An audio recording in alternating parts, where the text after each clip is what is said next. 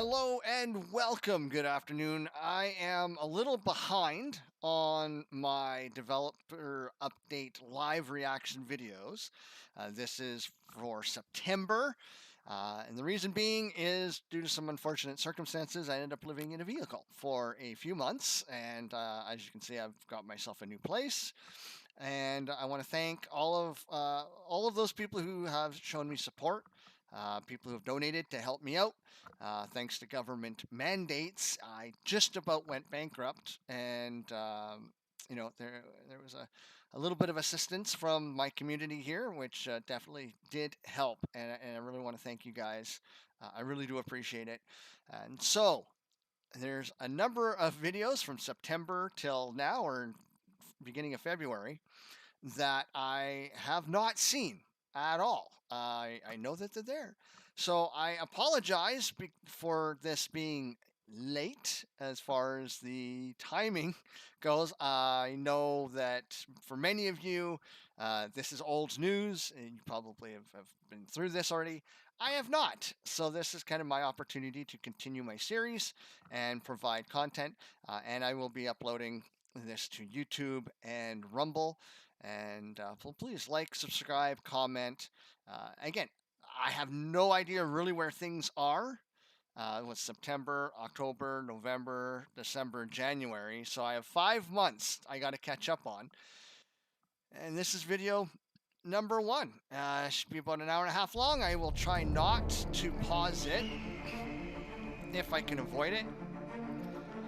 And yeah, so let's get into the video here. No spoilers either, please. I do know that they've moved into Unreal 5 now, so. Hello, everyone, and welcome to our September development Let's crank it up. update. Hopefully, all of you have been having a glorious thank you very month, much. as we definitely have been, at the grind, getting a lot of things done. And we're going to show off some of that right here. We have quite a few videos to share with you, as well as, our normal, updates from all of our teams. But just to kind of go over everything, if you haven't tuned in with us before, I'm Margaret Crone. I am our community marketing lead. And I'm with our one and only Stephen Sharif, our creative director. How are you doing, Stephen? Hello. I am doing very good. It's been a busy morning. Had some recording that we're going to show, just a little bit of recording a little later. Stephen doesn't look a whole lot different. But the week's been great. Last night I had a really fun time with some of our colleagues and friends playing a Star Wars little tabletop RPG campaign. So did you actually fight the Death Star? Because it seems like that's what was happening. We did fight the Death Star, but unfortunately, Yavin 4 suffered an unfortunate fate, and I was the last one killed, though, to be fair. I was in a B-wing, but I was the last one destroyed. But if you don't survive, then it doesn't really matter. Yeah, that's true. That is true. My pilot actually being last did survive. To die doesn't matter. The ship was destroyed, but my pilot made it, so it was okay. Okay, well. So again, I know this is a very old video for many of you. I got to roll on the because I was in a home system or whatever, so there were other little rebel people trying to evacuate, and they picked me up on the way out of the system. Aw. Well, I'm sad that you didn't survive, but you know what? It's okay. But because you're surviving this, and this is what really matters. Yeah. In real life. But yeah, we've been having a lot of fun doing a lot of I will do my best to answer them, but remember my knowledge. Now that we're all in the office, we're doing like a Magic the Gathering tournament. There's 5 months out of date. Margaret's been kicking some butt. I have not. I've lost. I was in the alpha. Really? You've lost all your rounds. So I do remember. I know we were playing some Magic tournament. Here's the thing, though. 2 of my matches, I was so close. One of them I would have probably won, actually, if I wasn't an idiot and read my card. Well, they were all cheating with you anyways. They were doing free mulligans, and you didn't get any free mulligans, so Yeah, it's okay. We'll survive. It's been fun though. I've liked hanging out with people and playing games with everybody. And there are some other games that are on the horizon that we're making little guilds for that we're playing. Because some games are having updates and others are launching.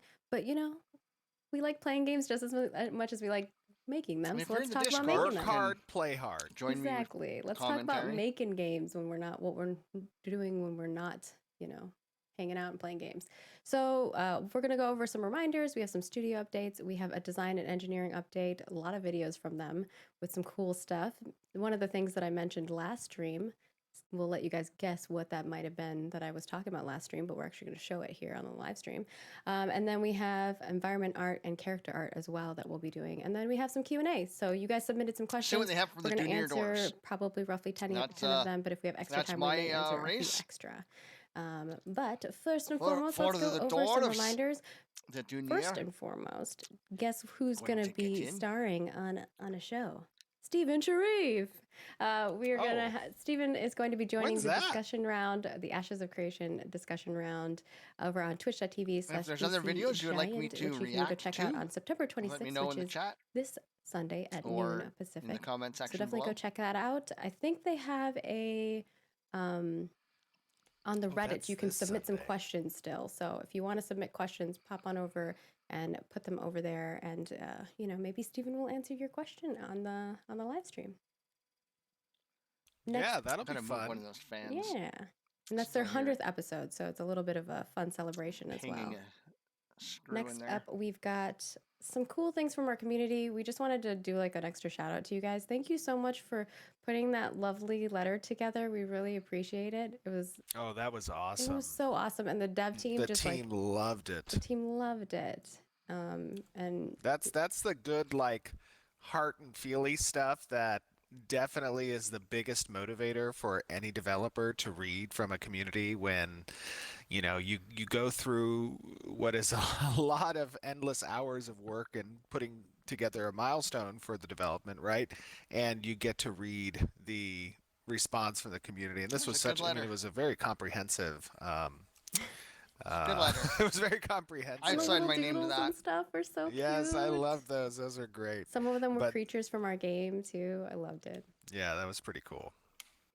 Right. It was very cool. Big hearts from the dev team to every one of you guys for being such an awesome community and so supportive. And it really makes this process such an enjoyable and easy one to pour your heart into because you have such an awesome community behind you.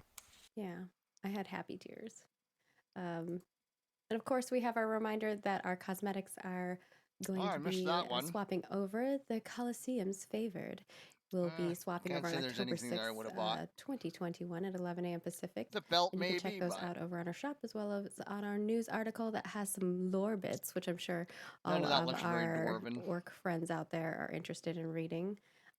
So snag it while it's hot because the next set's coming in.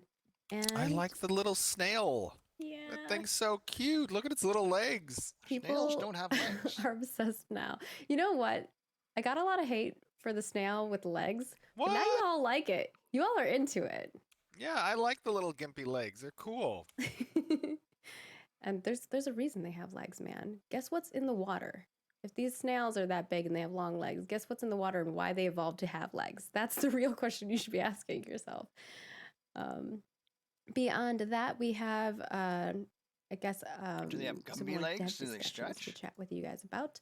And so with that, we asked you this month actually 2 questions for dev discussion. One was, how much time do you typically spend on character creation? And what are the tools you like to have available when you're building your character? All the options. Do you focus on race and class synergy? All the options. Good, or something else entirely? And you all have sent some wonderful feedback answer. for us.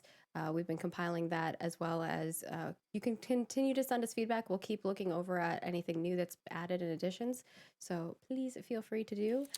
I will say that there is some exciting stuff on the development front for the character creator. I sat through an 1.5 hour long dissertation from my engineering team presented by Adam, Clayton, and Zach on the endeavors and objectives for the character creator and the tech that's going to be created for it and the tools for the character team.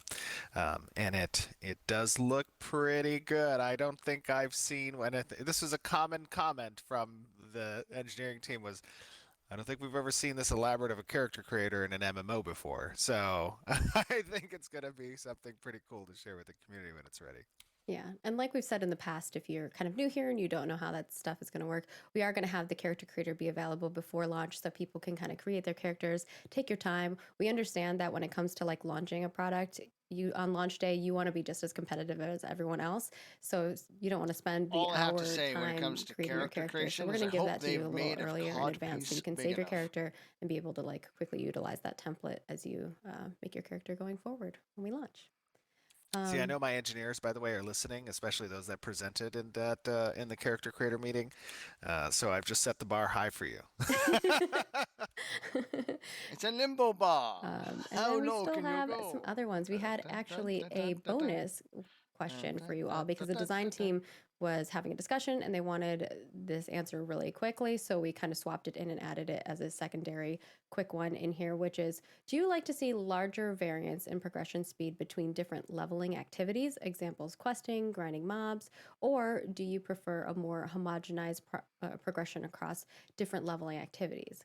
And how do you feel about progression speed generally? And you guys have been submitting tons of feedback on that. We really appreciate it. And especially as that one was kind of like a quick toss in. Well, level progression should be slow. Dev discussions coming up as per usual. We're still in development, so we still have a lot of things to ask you all. A while. So this next one is actually going to be about character inspection. So keep this in mind for your October thinking cap because we have a lot of things that you we're notice the working on for difference. In your strengths or your powers and stuff like that. Design to send off to community. I think an emergency question to the community. Yeah, so we basically moved the October one required. November. We basically pushed everything down and moved this one to the October one for you. The grinding should, in some form, be meaningful as well. Your feedback gets used, so please submit it. We want to make sure that we're on the same page. Like we've said in the past, there should be some a lot of the times when we get these drops reports you need from for another quest your feedback, or something like most of the time it aligns with everything that we are pretty much on the same page about. But in other cases, yes, you have a quest that says you need to kill 10 Sunstriders, but maybe you get Sunstrider scales, which you then need to use to craft something. Or you need to submit, for another quest down the road. So it's not just a constant fetch quest, right? I hate just fetch quests. There needs to be more to it. To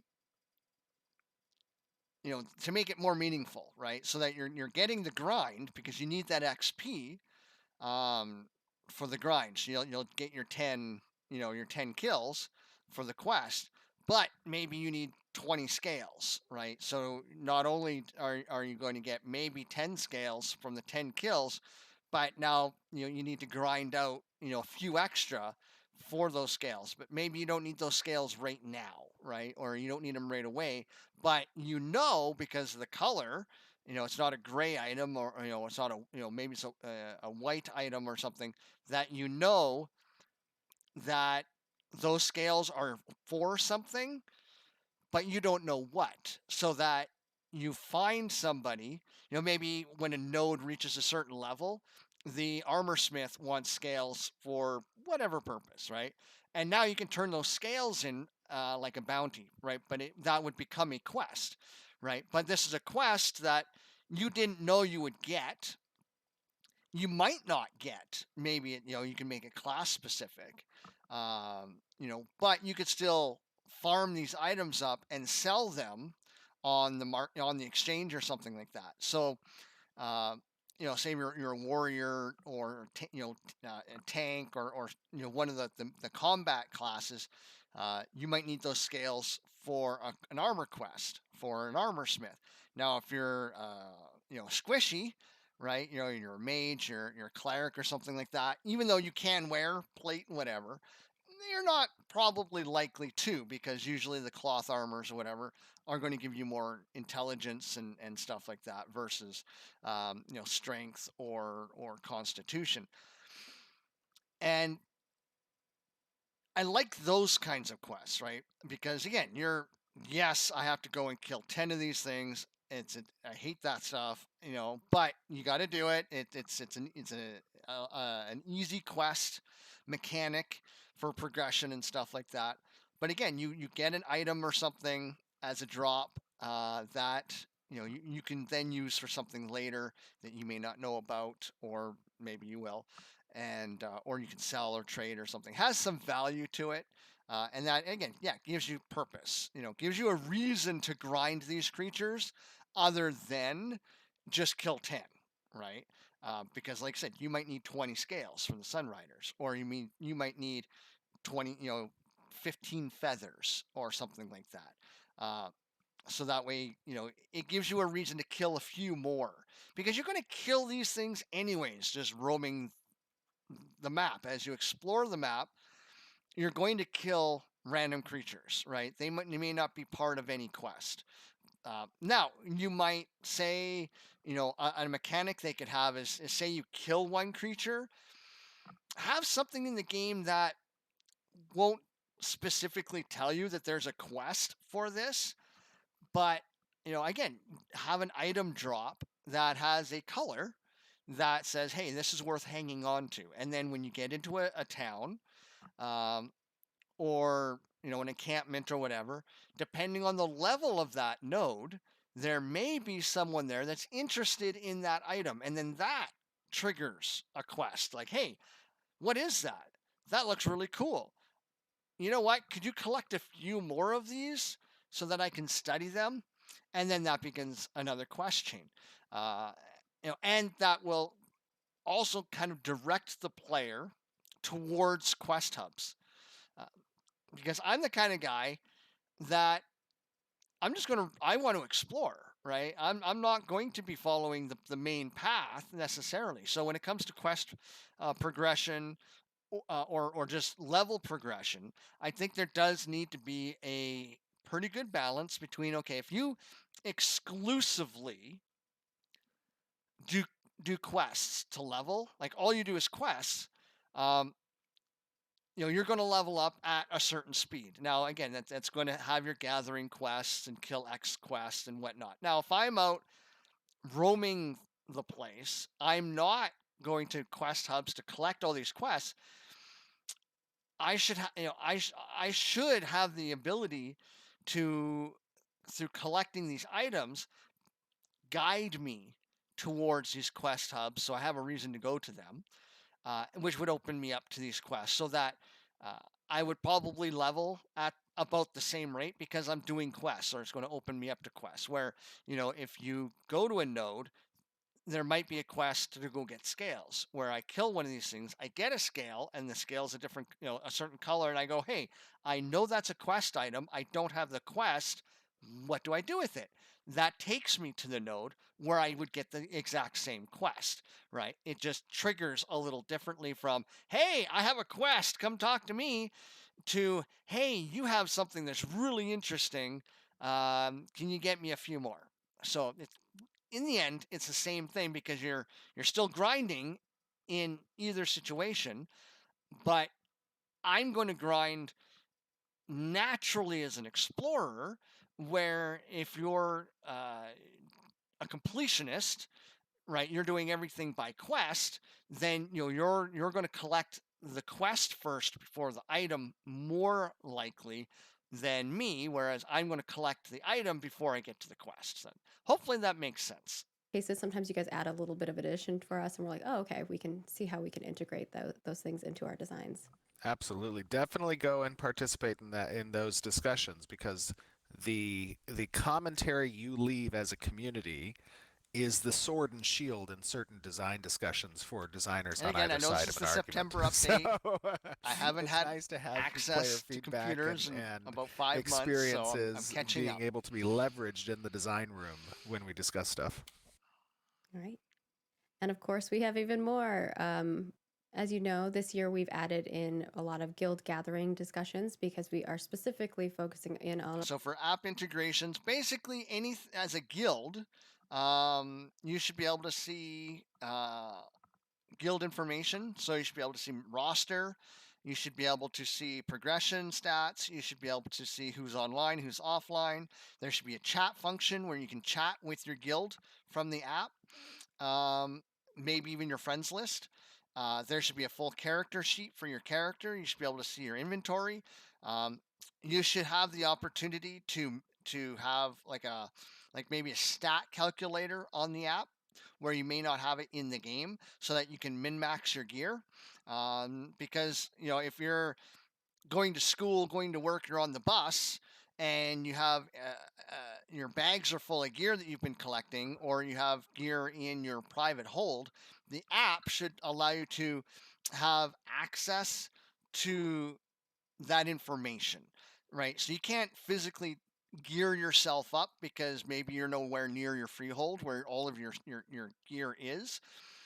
But you should, on the app, have access to the gear that is in your freehold for stat calculation, so that while you're on the bus or whatever, or if you're at school, you have a spare, if you're on your coffee break or lunch break at work, in the app you can look at what gear do you have, and kind of create your own little min-max for what you have.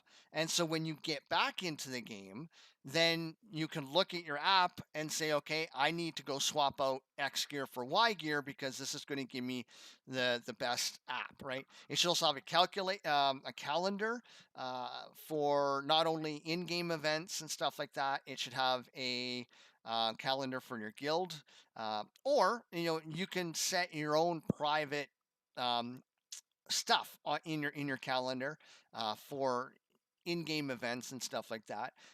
Notifications, server notifications should be on the app as well. So if a node goes up and it tells the server that this node has leveled up, you should be able to get that as a news push in the app as well for your server, as well as any raids, any wars that are declared. When people drop the scrolls for sieges and whatnot, you should get those on your in the app. Not only that, but it should automatically update the calendar in the app automatically. So not only do you get a notification in like an email or something, could even make it a push notification depending on how you want to know how early you want to know. Things like that, right? Because it doesn't affect anything in game, but it does allow you to still participate in what's going on, prepare for what's going on. Because again, with that whole gear thing, not only min-maxing because maybe you've been collecting gear and you're leveling up, and maybe you can wear this gear. Maybe a node has leveled up and a raid dungeon has become available, and now you can see what's the dungeon? Is it an elemental dungeon? Is it a melee dungeon? Is it a magic dungeon? Like what kind of mobs are you facing? And you can prepare your own gear set, right? You say, hey, well, this is a fire dungeon. It's in there's a volcano. It's going to be a lot of lava. So I'm going to want to create my best gear set to protect me against fire and heat or whatever. And that's stuff you could do on the app. Well, again, you're on your lunch break on a phone, stuff like that. And then when you get into the game, again, you can save that configuration, go to your freehold or wherever your storage is, and start putting on that gear normally like you would in the game. So there's no advantage with the app other than what gear to use that you already own. And then you could also have, because you're part of a guild, you could say, hey, I'm looking for X amount of gear or something like that. So you can communicate within your guild and say, hey, I need X, Y gear or something like that. So that's kind of my thoughts for the app integration. Definitely, I think the chat function would be huge for chatting with your guild, not necessarily for chatting on the server, though you could probably do that as well. And that would help create a greater community, right? You have access to a general chat, and stuff like that. So maybe if you're in an economic node, you could see what's in the node. You could maybe even have it where you can buy stuff, right, from the app, right, providing you got the money, right? You could do that because there's a lot of missed opportunities if you're at work or school where things could go up on the exchange that you otherwise may not have access to. But you would have to be in that node, right? You would have to be wherever you need to be physically in the game with your character when you logged out.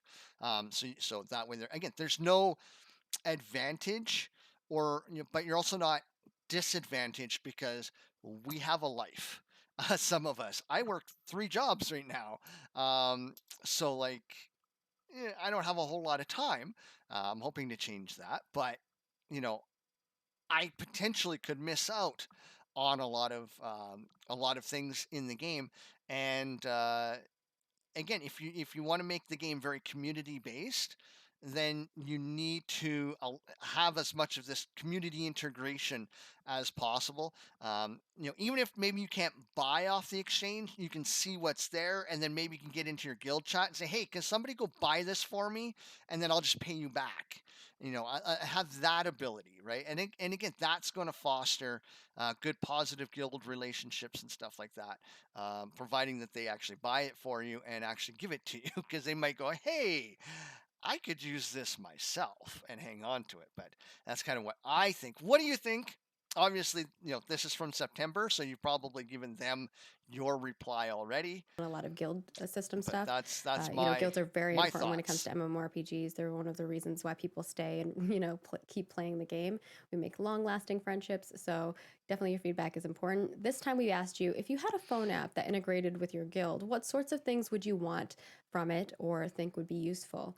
And you guys have provided a lot of great ideas, things that I think were already, pretty much most of the stuff I saw on the list were things that we're already planning or thinking about doing.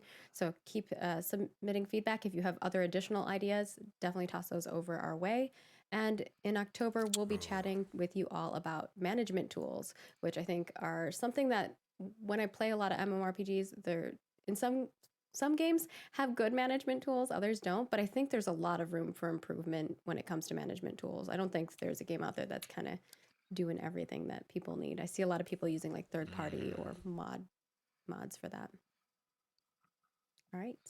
Yeah, as a guild leader, like if I had an app that I could interface with, to communicate with as a former guild leader, to communicate with my guild, I'd want the ability to activate their speakerphone remotely without their permission. Like they give that permission initially. No, I'm just saying they give the permission when they join. I tell them this is a prerequisite for joining the guild. And then when they're not at a raid, I can just start screaming at them. Like, I don't know, they're at dinner or something.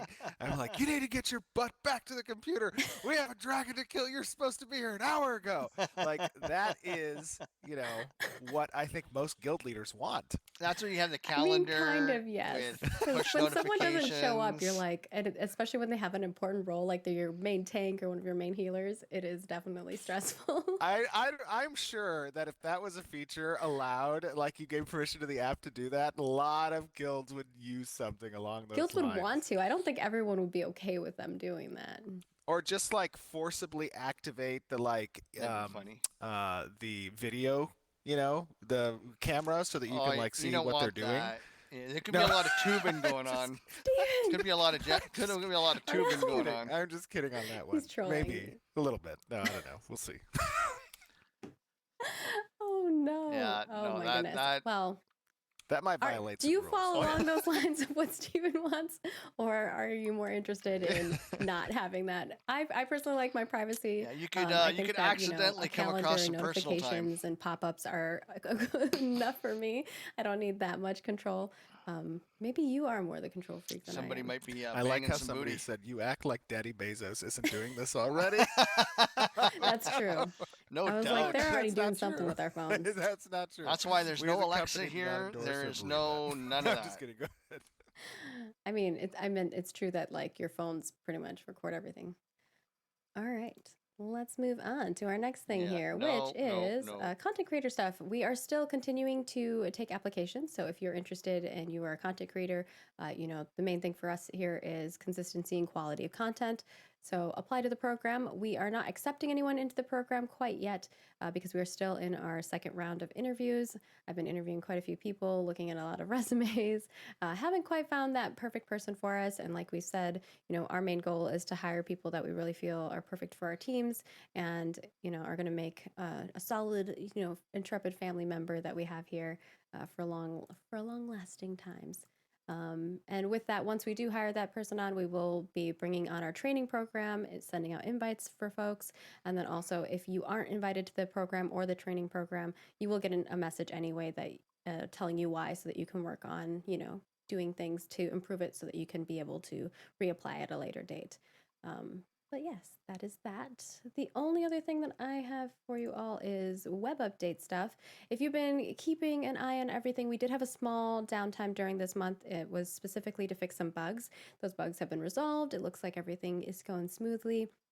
The primary one that people had concerns about were folks who were in Europe who were having trouble purchasing, but hopefully that has been resolved for you.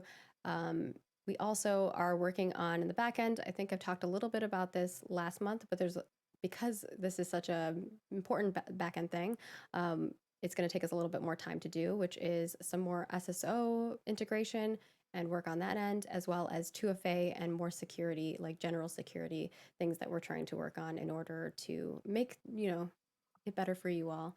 And of course, we are still working on support designs. They're kind of wrapping up that stuff. They're working on the mobile version of the support page, and then we'll be moving forward with the production process of that. But that is what's going on for our reminders. Next up, let's hand it over to Steven to talk about our studio updates. Studio update. I feel like I had a lot of reminders today. Yeah, that was a lot of reminders. Holy smokes. And we'll see you next month. A studio update. Yeah, things are going very good at the studio. We have the last of our equipment and furniture, ancillary things being installed as of next week. I think it arrives on Monday and should be installed by Friday of everything. We have about, I would say, 80% of the team is in the studio at this stage. We've gotten some of the appliances in. We've had some great hires over the past few weeks since our last stream, including one that I guess got picked up by a couple of news outlets. One of the senior narrative designers for Intrepid is a gentleman by the name of Wynn McLaughlin. We're very happy to have him joining the studio. He was the former lead writer for Elder Scrolls Online, which I thought did a great job. I loved that game's narrative and stories.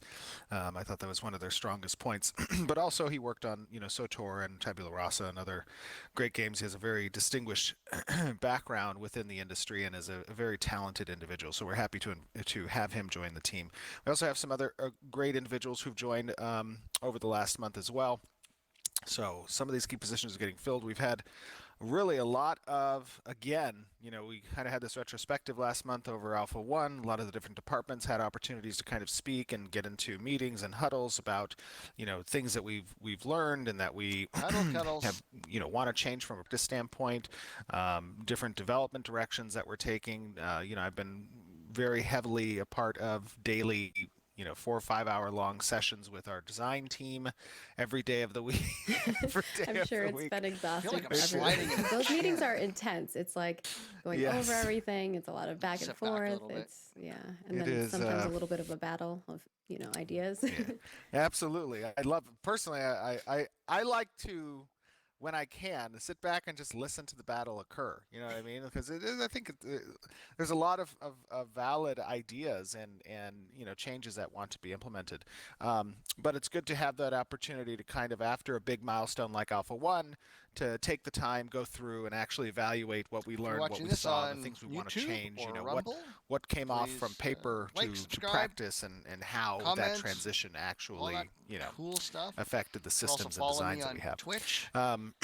So from that perspective, everything's going pretty good right now. I think we're in a very nice place as a studio. I also want to say that on the retrospective front, it was so nice. One of the producers messaged me and was like, dude, community team got a lot of love. And I think that I haven't worked at a lot of companies where people really appreciate the community team. So it's been really nice to have a team of people who really understand what we do on our end. Because RLCraft and Minecraft.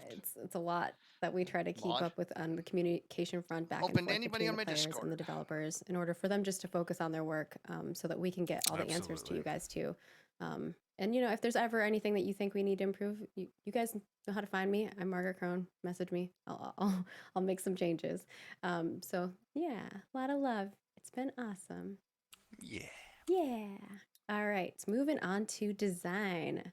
Ooh, we got a lot of cool stuff here. I think you wanted to show off a video of you kind of showing some mounts first. You want to do a little preface Yeah, I'll to do that? just a quick introduction to the video. Obviously, it's a short video. The design's usually good. I We usually over the like past the several character art months the most. showed lots of in-game Environment footage art's of usually different fantastic. systems and stuff that were just in Alpha 1. Just 'cause I At can this gush current over the moment in junior time, stuff. you know, a lot of stuff is being torn down and from the build's perspective and the development branch. You know, a lot of things are getting reworked, redone, and that, of course, is going to introduce a significant amount of bugs because as particular systems and or data changes, that has a cascading effect across, you know, many things that interact with that data. So this is just going to be just a brief kind of look at some of the new a new armor set that got implemented in the game, a couple of the mounts, and just you know, quick 5 minutes of that. So nothing too crazy. And we have more videos, yeah. so this isn't the only one. We have some more like development we have many things. Yes. All right. Well, we'll see you all in about 5 minutes. Welcome, glorious Ashes of Creation community, to it's my torch lamp. Live stream Friday. Here, I'll show you. It's my torch lamp. So it's got a bulb in it, just like that, and see if I can do it without losing. So you can kind of see the bulb.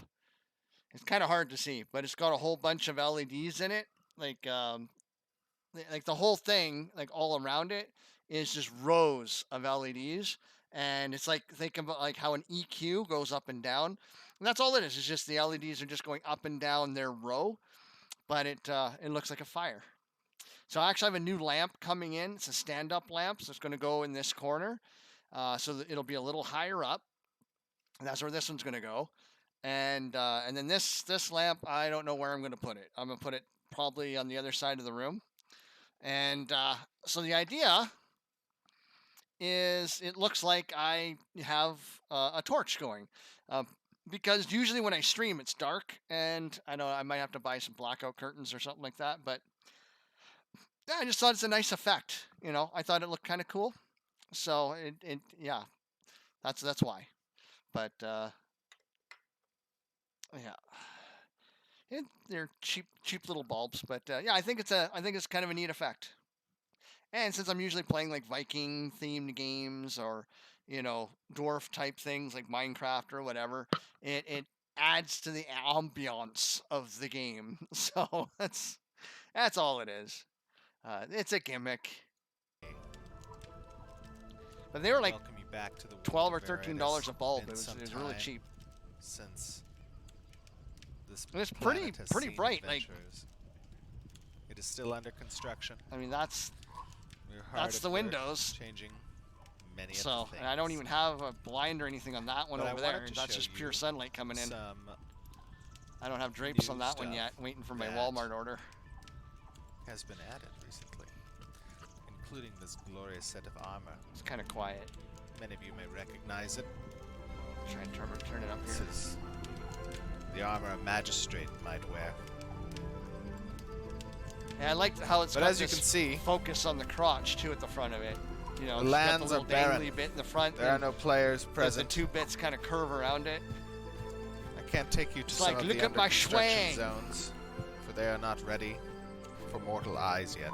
It definitely looks Egyptian. But I can show you some new mounts.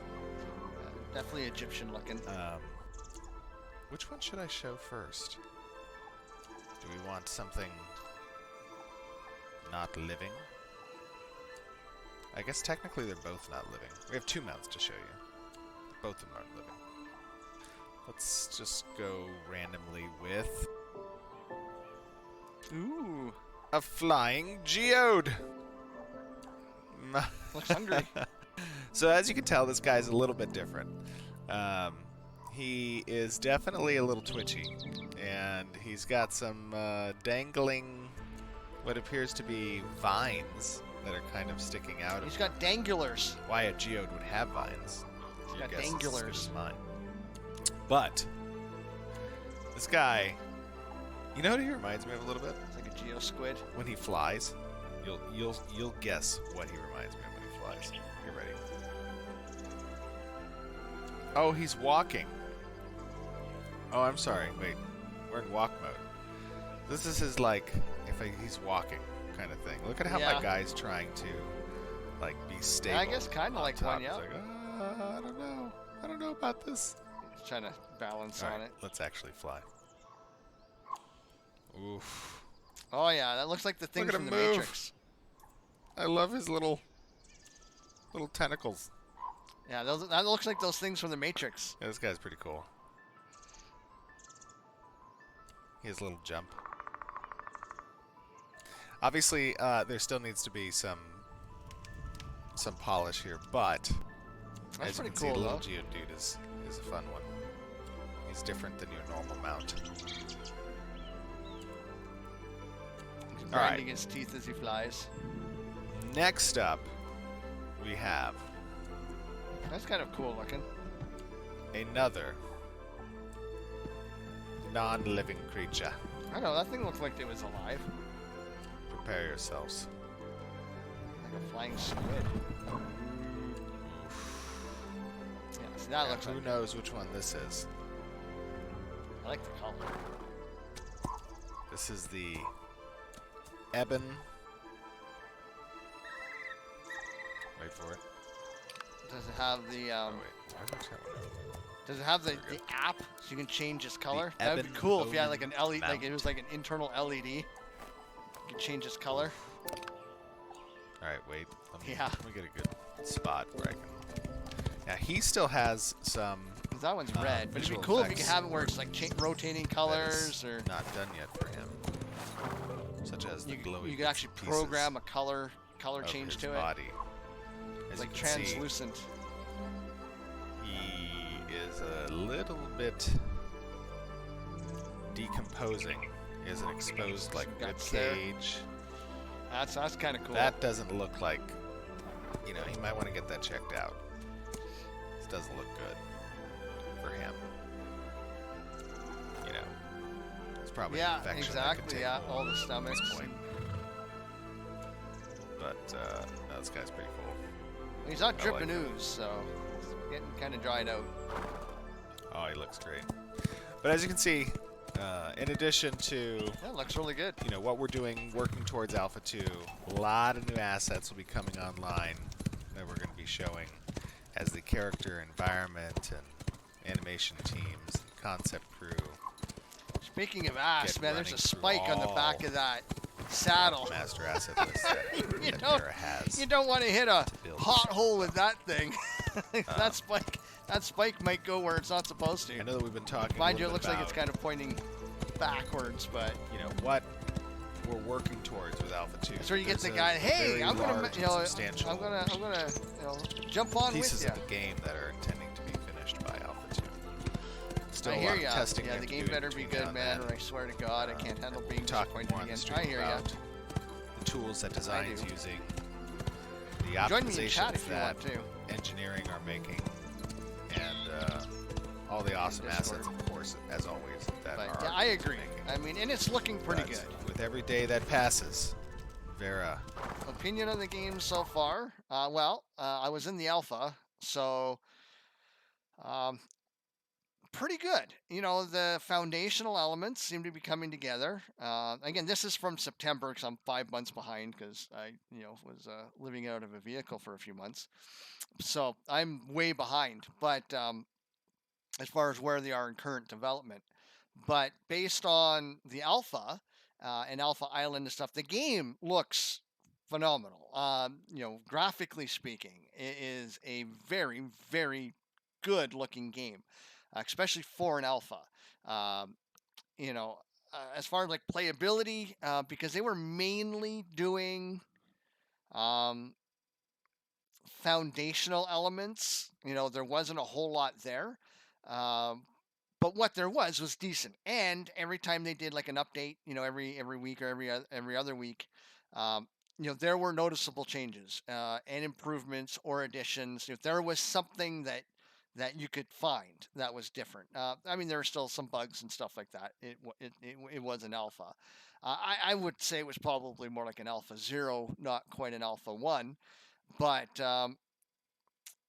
if the game continues along the track that it was on, and again, I haven't seen any of the more recent videos, so I don't know. But based on what I've seen and experienced so far, I think this is going to be a very good MMO. Will it be like a WoW killer? Nothing will kill WoW but WoW. And now that Microsoft has bought Activision Blizzard, who knows where WoW is going to go?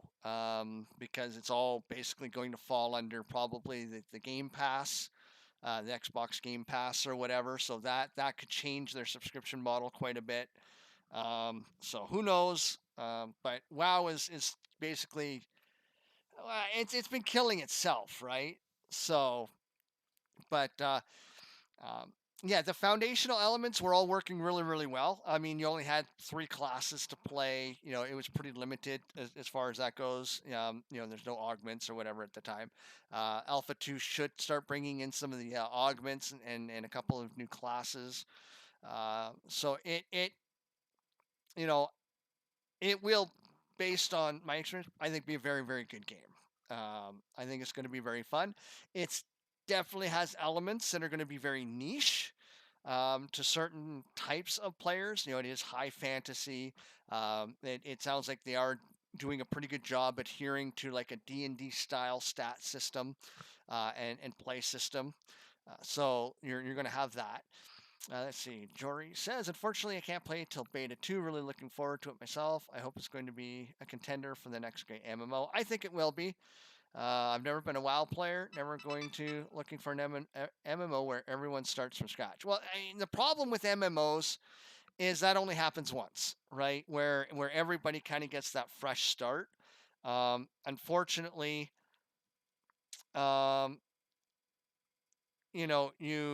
run into situation. You'll always run into that situation where, yeah, you can only start an MMO once. So after 6 months, you kind of get into that situation where everybody's kind of already done it. But I hear what you're saying, right? Where you get to start fresh. Now, the one thing about Ashes that it seems like they really want to try and work on is every server can be its own unique world, so that even though it's the same game, every server experience will be very different because of the node system, how nodes develop, what players' choices are. So you might get bored of your server, and then you could go to another server. So one server could be a utopia where everybody works together to make a very nice, welcoming world. And then you might have another server that is absolute chaos and anarchy. And like I said, it's the same game fundamentally, but your experience could be entirely different. And that's one of the things that I look forward to, in Ashes. So let's see. Well, I mean, the problem with World of Warcraft is they started catering to the lowest common denominator. And that's why WoW Classic was such a big deal, because WoW Classic was hard. And then you got into Burning Crusade, and it was still kind of hard. There's parts of Burning Crusade were also kind of boring. But every subsequent, really after Wrath of the Lich King, WoW just got easier and easier and easier, right? Like you could come in and get to level 60 in 2 or 3 days, where in classic WoW, it would take an average player to get to level 60 a couple of weeks, maybe even a month, right? Maybe 2 months for the average casual player. Even somebody hardcore grinding still couldn't get to level 60 in classic WoW in under, I would say, probably 4 or 5 days. And that's like you don't sleep. You're constantly grinding, and you're doing the perfect grind. Where now you get into WoW and you're level 60 almost by the end of 8 hours, right? Maybe 10 hours. You could probably just about be level 60 because it's so easy and you have so many levels. So progression is so stupid in WoW now. So that's the nice thing about Ashes is this is not going to be an easy mode game, hopefully, anyways. Microsoft can decide to do a Final Fantasy VII and do a Realm Reborn type deal, and everyone does restart. The game has changed, refreshed, and fixed. I don't know. The problem with WoW is they've lost so much of the code. It's like in order for them to get classic WoW back, they actually had to go buy the server from whoever it was, right? That had that was running the illegal server. They had to go to them and make a deal with them to get their code because they no longer had the classic WoW code. Because somebody apparently didn't bother to save the code, which is something you should always do. So they couldn't go back. So even classic WoW isn't identical to classic WoW at launch, because even those guys had to modify the code because they didn't obviously get everything. So they had to modify some of that even themselves. Comes to life. But this is a reaction video to Ashes of Creation, not World of Warcraft. All right. I see everyone seems to really like the Glimmering Geode and some of the other mounts. What did the geode look? I'm not going to say it, but what was it looking like when it flew? It totally gave me... Yeah, exactly. I was like, wait, this looks a little bit like that. I think he's thinking sperm. Okay. That's cool, though. Yeah. I know. I like the geode. I think it's I think it's cool to have. I think that's what he was thinking. Mounts. Because the look on Steven's face was skirt what dirty. Normalcy is for MMOs. I think it's always fun. Yeah, we have kind of a jellyfish mount too, so using that similar body type. Well, so I mean, if you guys got that cosmetic, you'll like that. We'll have more. Where Steven has an advantage here is he is funding this game himself. It's like Tom McDonald, right? If you don't know who Tom McDonald is, he's a rapper. He's a Canadian, lives in America. And he is 100% self-produced, right? He cannot be canceled. So he raps about things that are not found culturally appropriate in our woke system, right? So he talks about wokeness. He talks about, all of that kind of stuff in his raps. And he talks about his personal demons and depression and things that mainstream rappers would never rap about because the record labels would never let them get away with it. Steven's kind of the same thing. He's primarily self-funding a game he wants to play, so he can do things with Ashes that nobody else probably could. There's no shareholder saying, hey, you need to have this game out by X date, right? He doesn't have to worry about that. Steven used about 40 million of his own money for this game. That means he's hella dedicated. Not entirely correct. Steven has committed to 30 million of his own money, up to a maximum of 40 million. But he hasn't used that much of his own money, because how many of us have bought into the game, right? I've bought access to Alpha 1. I've bought some store items. So how many other people? So he's made several million. From what I've understood, he's made about $15 million between a Kickstarter and people buying into the game, right? So yes, he's using his own money. But I don't think he's like put in 40 million and it's spent. I think what it is he's willing to front up to 40 million, but he's going to make all of that back. Simple math. Simple math. If you think about, say, let's say an estimate of 100,000 people get into the game on launch, right? So the game launches, we're all paying $15 a month, 100,000 people. That's $1.5 million. And that's being conservative, right? And so if he can keep those people around for, say, 6 months, $9 million. Now add to that store purchases, and other things, right? They're going to have other merch. They're going to have T-shirts and whatever, I'm sure. So, I mean, yeah, he's willing to basically secure $40 million, but he's probably made, I would say, at least 15, maybe more, in people buying, the pre-order packs and stuff like that. So that's going to offset what he puts in. Now, a game like this is probably going to cost 60 to 70 million dollars in total production anyway. So, yeah, he's probably going to end up using a majority of his own 40 million, but he's going to make all of that money back. I would say probably within the first 6 months to the first year of the game being launched. So it's not like he's spending this money. This is an investment, and he's definitely going to be getting that investment back. But yeah, I would say safely he's probably spent 20 million. But again, he's probably earned almost 15, roughly. That's just my spitballing here, based on what you'd be paying for salaries and stuff like that. Now, I don't know how big his staff is right now, so he's probably spending $1 million or $2 million minimum on wages, on salaries every year at this point. So his costs are going up. But that being said, I think there's still a lot of people coming to the game, buying the packs. I mean, right now you have a beta 2 package. There's nothing stopping you from upgrading to a beta 1, right? Or, who knows? Maybe you get some extra money. You win the lottery, right? So you win a couple grand in a lottery, pay off some bills, and you buy yourself. Spend $500 and you upgrade your own package.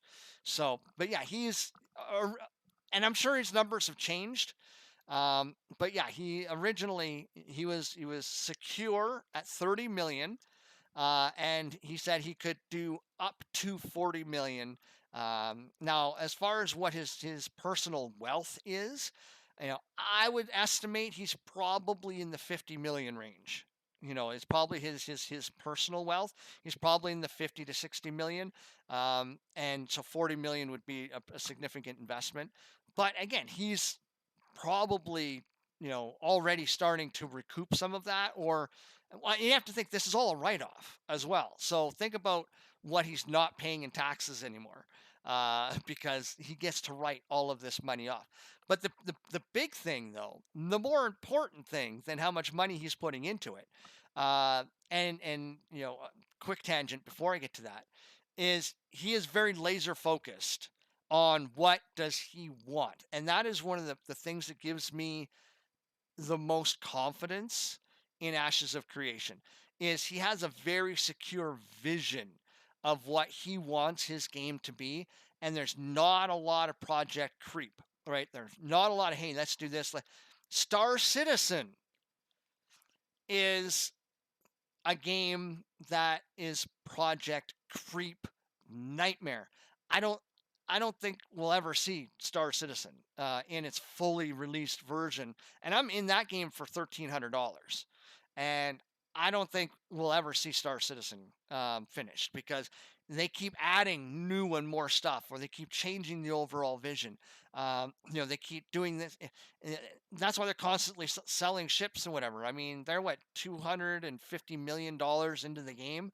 The game is how many years late? Like 3 or 4 years late, maybe even more than that.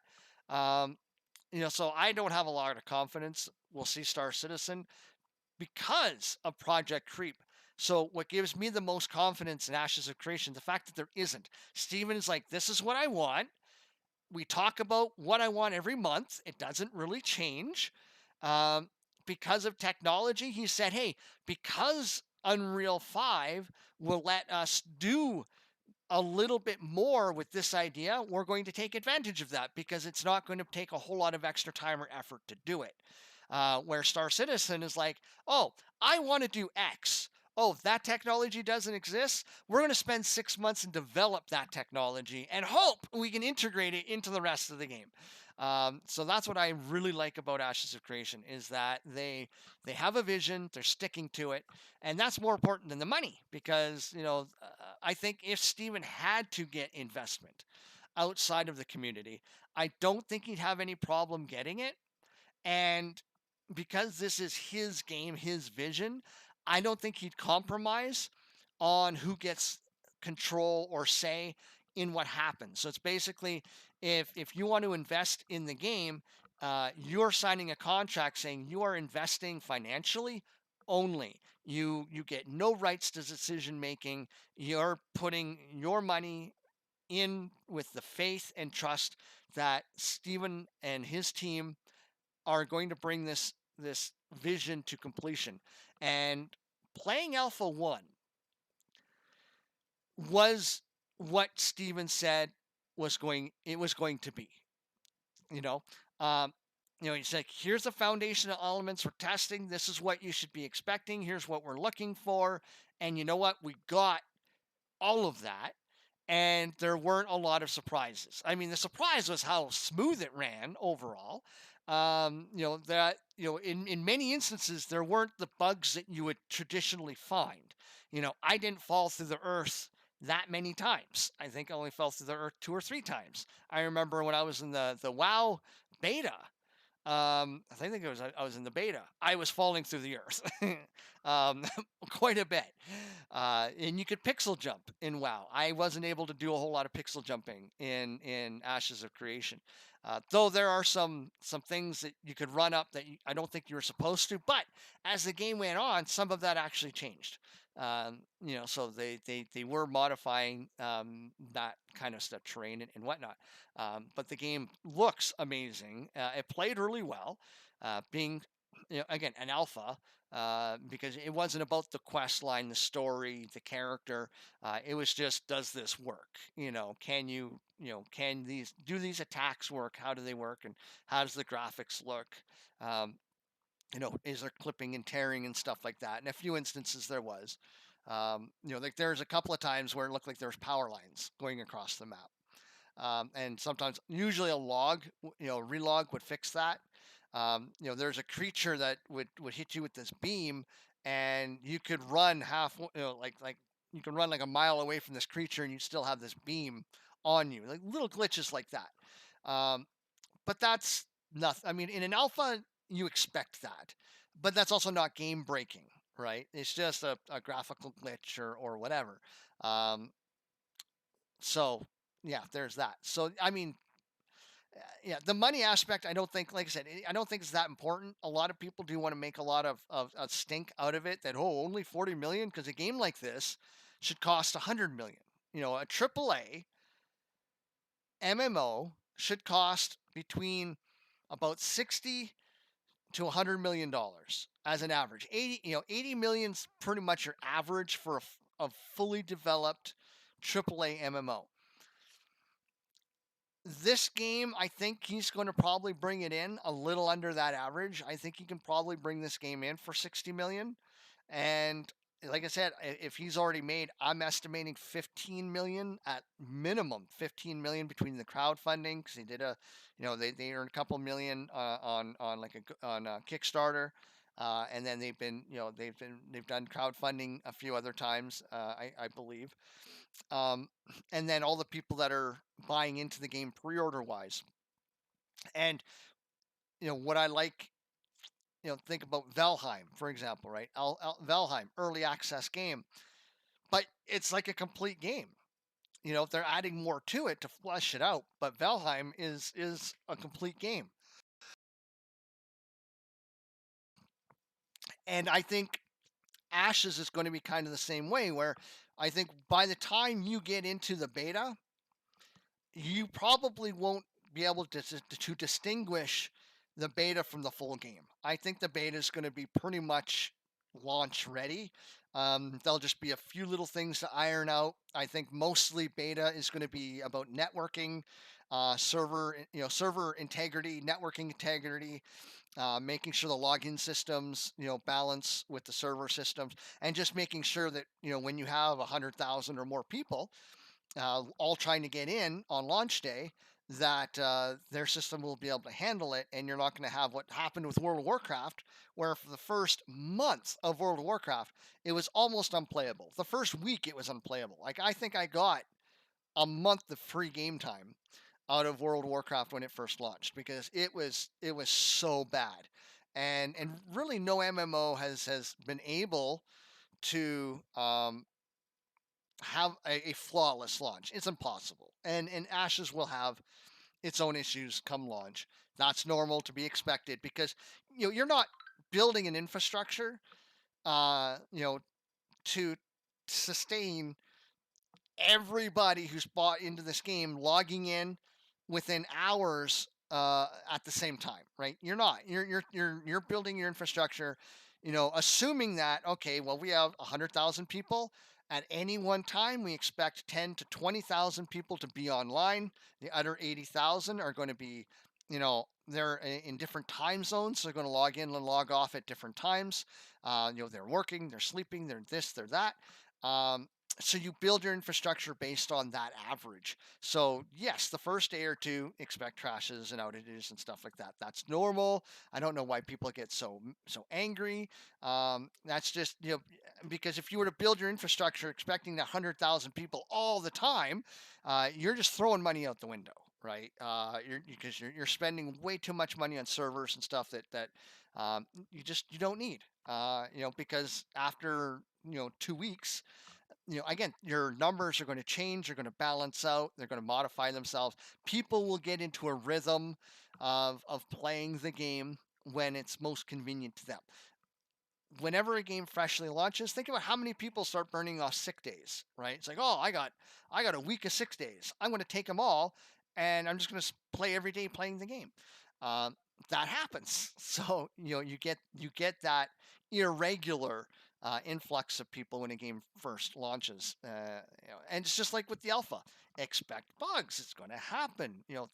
It's good to find bugs in an alpha, because you can report those bugs. They can fix those bugs. If you don't find bugs in an alpha, you're not doing your job in the alpha. Number one, because those bugs exist. It's an alpha. More in-game ones that you can achieve too, but just a little teaser of some cool stuff that's coming along the lines. But beyond that, let's get into kind of what other things the design team is working on, and we have some videos to showcase in regards to some of that. Yeah. So moving it a little bit in that direction, the design team, obviously, as I said previously, has been kind of taking into account a lot of the information we collected from Alpha 1, and we've been kind of going through the different design documentation that we have, and including some changes that we would like to see as a result of Alpha 1 and the insights that we gleaned from that. One of the things that we'll show, and we'll just kind of have it as a side, but before we get into it, want to explain, like, now as we're moving out of Alpha 1 and into Alpha 2, and we're taking into account the synergy between the nodes across the entire world, right? And having over 100 nodes intended for Ashes of Creation at launch. 3 or 104 nodes. We're starting to set up a little bit more definitions between those interactions, the types of alliances that can form, the types of trade routes that can be present, what sieges excuse me, what the effects of sieges will have when nodes get taken down, how these nodes will take over territory and adopt, the parent relationship and vassal relationship with other nearby nodes. And this is this is probably the most complex nature of how nodes exist with one another, is that expansion component, that vassal parent relationship, the diplomacy. And a few of the designers have been working together to kind of, in the past we kind of put together like little mock board games and stuff like that to kind of play out scenarios. But we actually now have visual representation from a program perspective, that we can actually simulate what these types of progression is going to look like in the world of Vera using the Vera map. And I'm not going to say don't look into this video and think that you can glean the specific locations of these nodes, because they're not.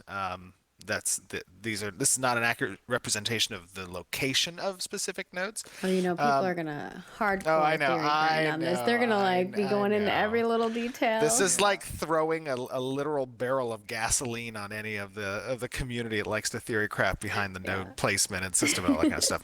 But one of our designers, Bucky Collins, did a great job in kind of setting this up, and kind of we can show it now if we want to. Okay, yeah. This is what I was talking about last month, by the way, was this video. Oh, nice. Yeah.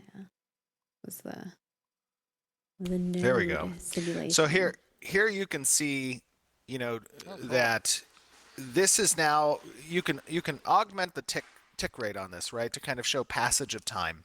And you can show the initial territories on the Varen map of what these particular nodes have governance over, or their zones of influence, as we like to call them, right?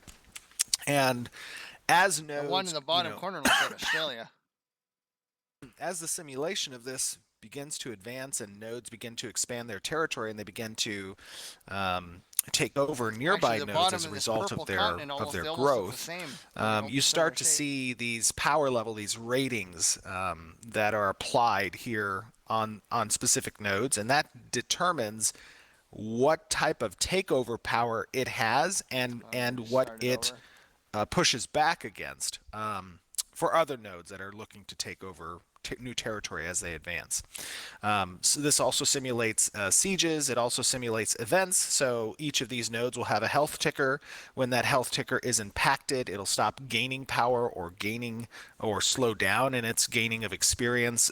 And that's because certain events can affect a node by disabling certain services, disabling buildings. If players don't respond to that horde of zombies that have come out of the nearby ravine, then those zombies can attack stables. They can attack service buildings and prevent particular types of quests or activities and services from happening until it's repaired, right? So it simulates that. It simulates the sieges. If a particular node has a certain frequency that's set, where we want to see randomization of how nodes get affected by sieges. Sometimes they'll be destroyed in the simulation. Sometimes they'll be have disabled services, again similar to an event, because they didn't succeed necessarily at sieging the node, but they did succeed at disabling some of the buildings as part of that siege. So a lot of these, this representation does show 111 nodes as part of the this particular simulation. I'm not sure what the tick frequency is on this video. It might be something on the magnitude of like every second is probably 12 to 24 hours. So over time, you start seeing these larger node systems building up to eventually where you might see, cities and metropolises after some period of time.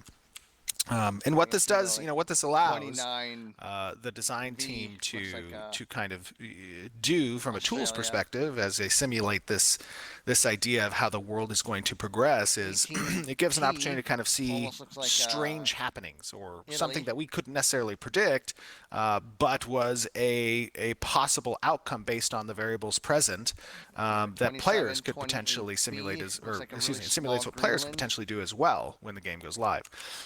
And that might include things like splitting up a particular zone of influence across a waterway, right? Having your territory expand out to an island or across continents. These are the types of things that we want to see players do eventually, obviously. But this tool provides the design team the opportunity to see it repetitively and over a fast period of time, so they see these different types of outcomes. The chat is excited, and they are concerned that we're sharing too much information. publicly. Oh, no. That's okay. Don't worry about that. Yeah, we got it. There's a whole side panel here that actually you can't see that I asked Margaret this morning to. Yeah, I was like, how am I going to hide take this? off. Yeah, and the side panel has a lot of data points that are collected and the weighted values of these particular data points that nodes can exhibit through development, through player activity, through whatever. And again, these locations aren't the locations of the particular nodes, but they do show what that interaction, what that almost territory-like politicking will be between nodes. Yeah, the persistence and how it will evolve over time. 11C. Which I'm very excited about. I've played. There's only a few games that have that kind of persistence over long periods of time. But all of them have been really fun. So I'm excited to see it come to fruition, especially in an MMORPG where, I don't know, especially when you can have your own space in your own house and your own freehold. It's going to be exciting to see what players do and how each of the servers does different things too. Because your guys' actions on different there's maybe like a 0.01% chance that two servers could have the same situation, but very unlikely, right? Yeah, absolutely. There's different, obviously, as we've spoken about many times since the inception of Ashes and the node system, is the cool component of having different servers experience different things. The way that content is gated behind world development is also an interesting method by which this content gets trickled out to the player base based on their decisions, essentially, and how that affects the story overall, right? That's the big appeal to Ashes. That's what we are doing differently than a lot of MMOs, that have come before us. And what that means is we have to create an abnormally larger amount of curated content so that those decisions from the player mean something, and just aren't, obfuscated behind the player-driven quote unquote terminology. You want to have complementary curated content that exists and makes the world feel reactionary to the players. Which is definitely a hard thing to achieve. I think that I was even having a chat with some of the other designers about that and like how quests are going to work and how those systems are going to be integrated into the node system. It's very intriguing, and a lot of discussion design. I just had a 3-hour meeting yesterday on quests, and what we took out of Alpha 1, and obviously the outstanding feature work that wasn't completed by Alpha 1, but doubling down on those designs and providing that as the goal for Alpha 2 is to actually implement that more modular reactionary type questing systems that are less about go do A, B, and C and come back and chat with me, and more about how like when you're on that path and the world is actively developing, how that changes what your objectives are, what your destination is, what the adversary is. And you're like, oh, I interacted with this crate, and now like, oh, I have the option to either take this to who it belongs to because it does have a label on it, or I can just take it for myself. But if someone catches me trying to sell it or something, maybe there's reactions, right? Like those kind of makes you actually feel Margaret's like a little thief. Yeah, you're gonna be part of the Thieves Guild, huh? Yeah. Just kidding. Everyone has their own path that they might take, but I think that's very exciting. And obviously, this is the thing that I was talking about last month that I thought was really cool, and he's made some adjustments to it too, which I think is just really great to see, and probably helps design a lot in regards to. Oh yeah, absolutely. Yeah, I mean the design team has been doing a great job, and honestly, like. One of the things I love about, working with designers as opposed to engineers or artists is that, like, they're constantly thinking all the alternate ways, exactly, all the alternate ways at which these intents diverge, and what directions they could potentially go, and how you want to engage with the player, not just on the fundamental idea of immersion, but from a mechanical standpoint, what are the ways players are going to game the system, because we're players ourselves, and how can we account for those potential gamings of the systems? Stephen will game the system. Oh, fine. Well, I mean, I think that's a very important aspect whenever you're discussing system design is, if you have that experience and you're a gamer and your mind works that way, that's good, because you already have a leg up on your community in the sense that you can predict certain things. Now, obviously, you can't Not predict everything, everything. man. They will be playing a lot more hours. Obviously, you cannot predict everything, but if you can go through and identify a lot of this stuff as part of your design work, that's a super important thing. And so, as you all know, nodes are kind of the core heart of everything.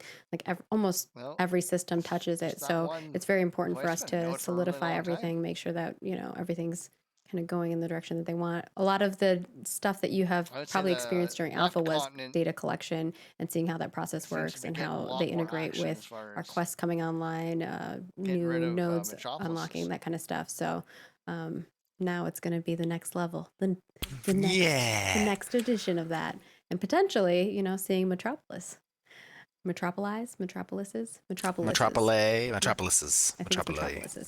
All right. Beyond that, is there anything else that the design team's working on that you want to discuss, or do we kind of want to talk about what they can expect to see in the next few months versus like the long term? Yeah, I would say, right now the design team again is doubling down kind of on these discussions and adjustments we want to make. The pitch phases are kind of underway in how we're going to be changing some of the systems. But also there's going to be some significant prototyping phases coming up as well, especially on the combat front. I think we've got a great direction from Alpha 1 with that implementation of split body. We're going to be taking a look at some additional universal skills that could potentially be applied, such as universal block and dodge and potentially parry and stuff that kind of lend itself a little bit more towards the action side, or at least towards the skill side of having these options, and then being able to potentially be universal progressions as well, where players can enhance those universal abilities if they wish to allocate skill points into that. So this is something that obviously we're taking a look at. We're going to be working on and prototyping, and it's going to be pitched as part of the combat discussions. But you can probably expect to see a lot of conversation related discussion topics from community on certain things, with perhaps even some demonstrations of the prototyping so that you guys get context for what you're talking about. That might be pretty cool to see, and that'll probably come online over the next couple months. Yeah.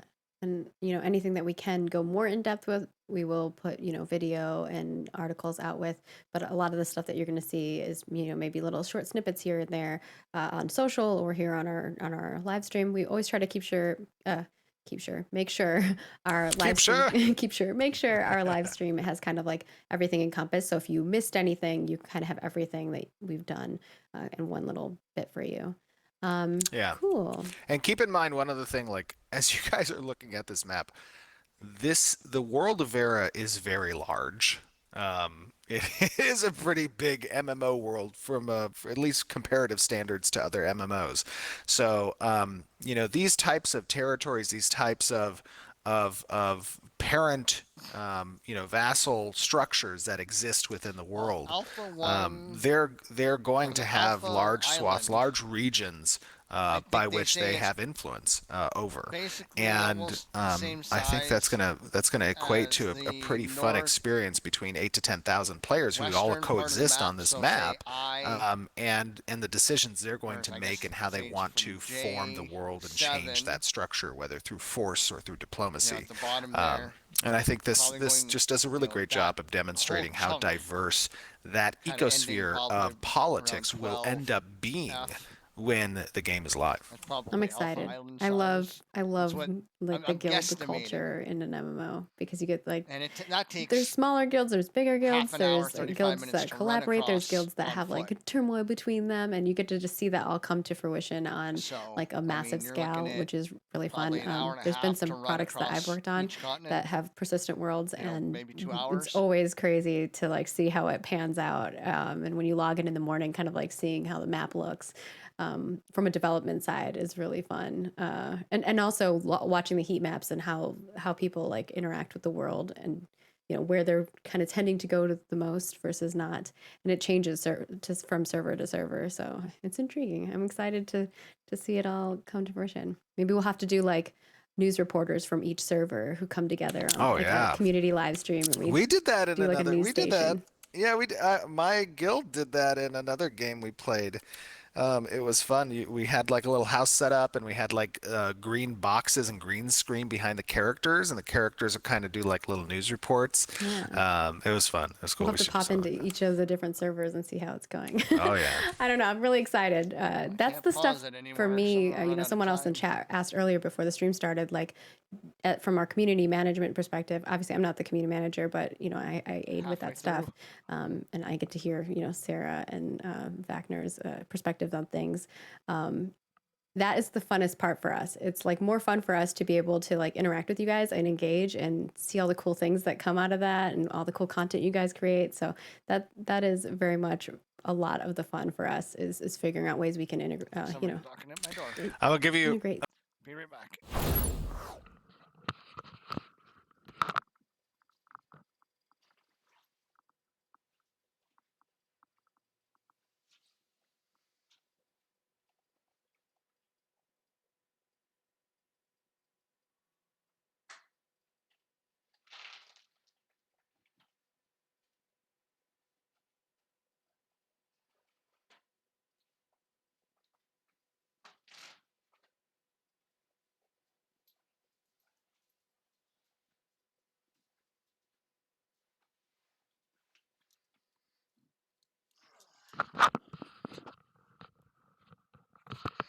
Sorry about that.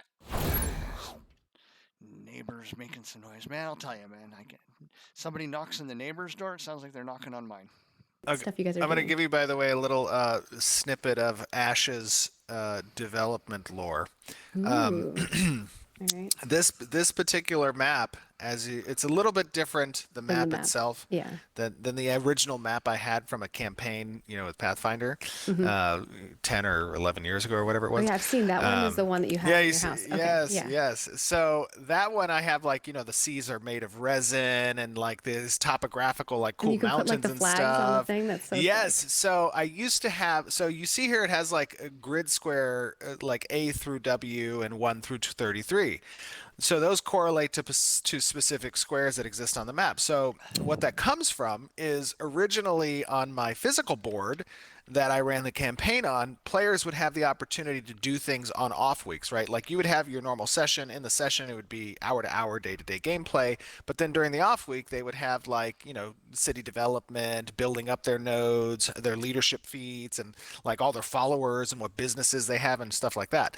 And they would have movement of followers or armies or citizens, and I would have a sheet that they would have to fill out to submit their movements for a particular week and what they were doing. And so they'd have to correlate the grid, like, I'm moving army in section F8 to section G11, right? Like and risk vibes. Yeah, exactly. And so like everyone's movements would have to come in simultaneously. They wouldn't know what other people were doing per se. And you could have empires fighting each other. So I would have the board out and we would put down flags and like nodes, like where people were building stuff up and where their army banners were moving in the board as well. It was essentially an empire like, control game.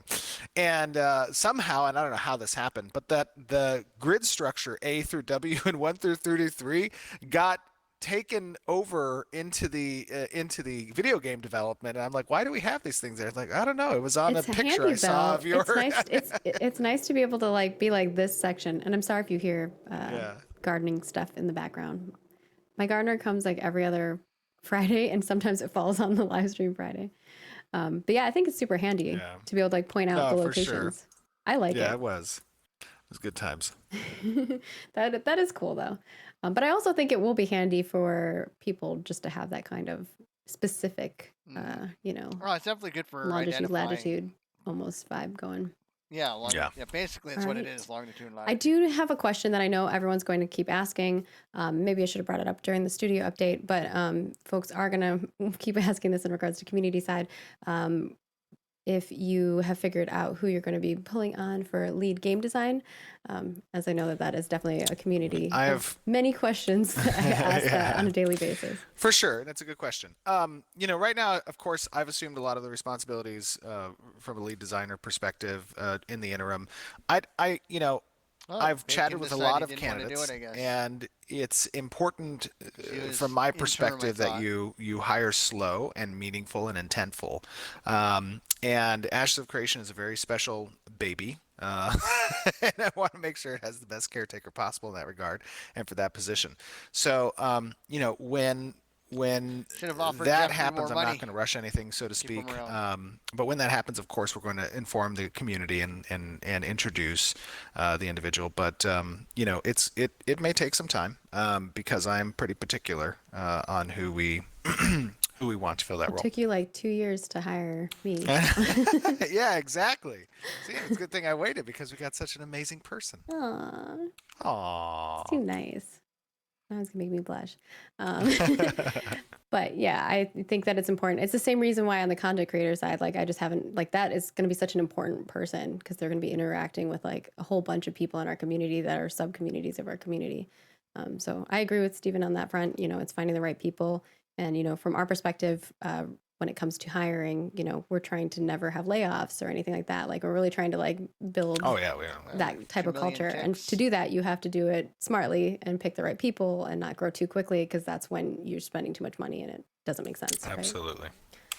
Yeah. So I think to wrap up the design segment, we've got a death animation video to showcase. Do you want to preface this a little bit? This is just a quick update. Remember back in the day when we were talking to you about how like death effects, you have this cool effect that is typically like a level up or a resurrection, but the death is always just a character falling to the ground. And, I've always felt like in MMOs that's very lackluster. Like if I'm dying, that should be a cause for either celebration or, just complete dread and terror.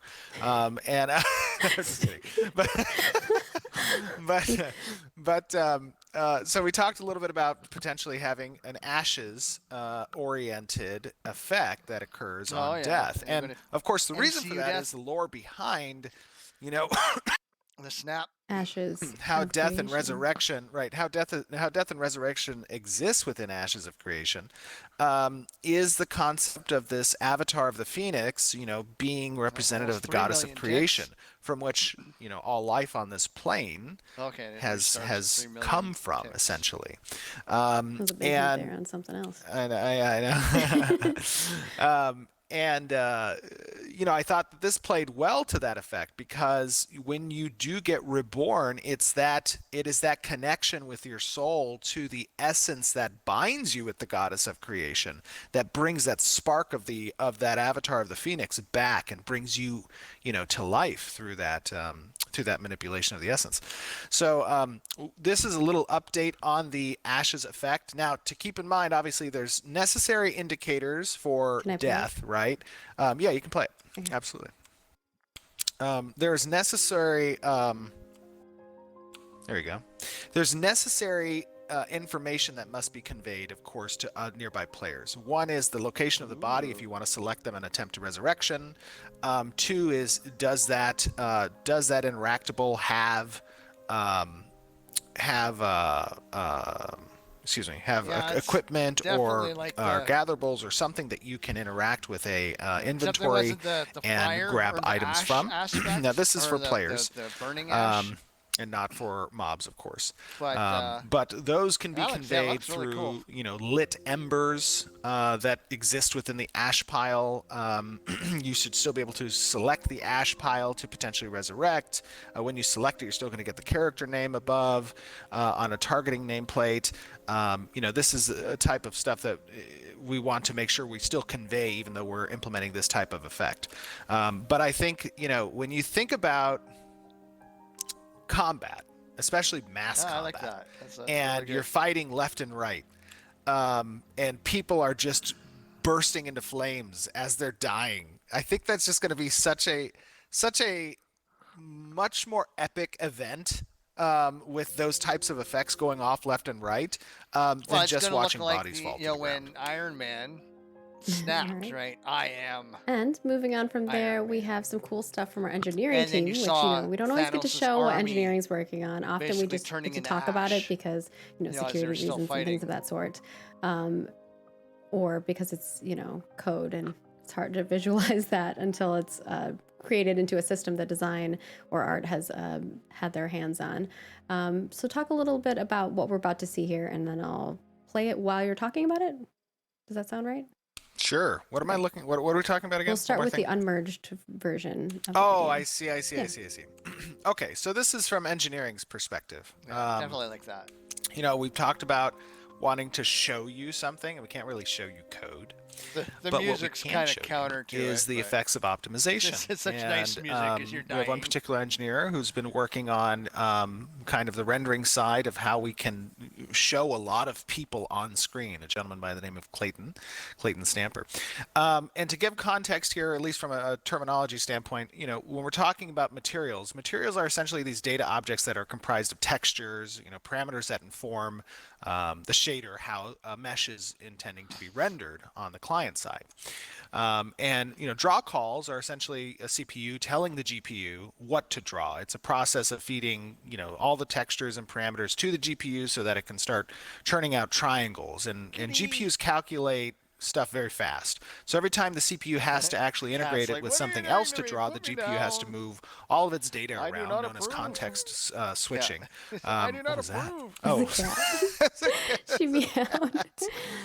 Little kitty. That helps the technical jargon, actually. I like that. She was like, what's happening? I need to hear. I need to listen. So this context switching can take time away from actually doing the rendering.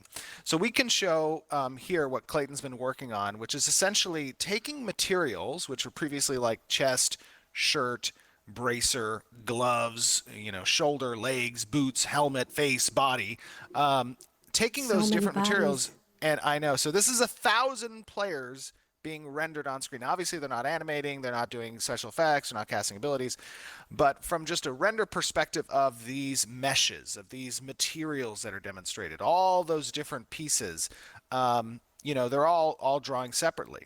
And being able to use a single material obviously with the exception of different organic components that get LOD'd out quickly, the GPU only expects one call per player instead of one call per piece of equipment on the player. So here in this video, and this is the first one, right? This is unmerged. Yeah. So here I put them in the order you told me to.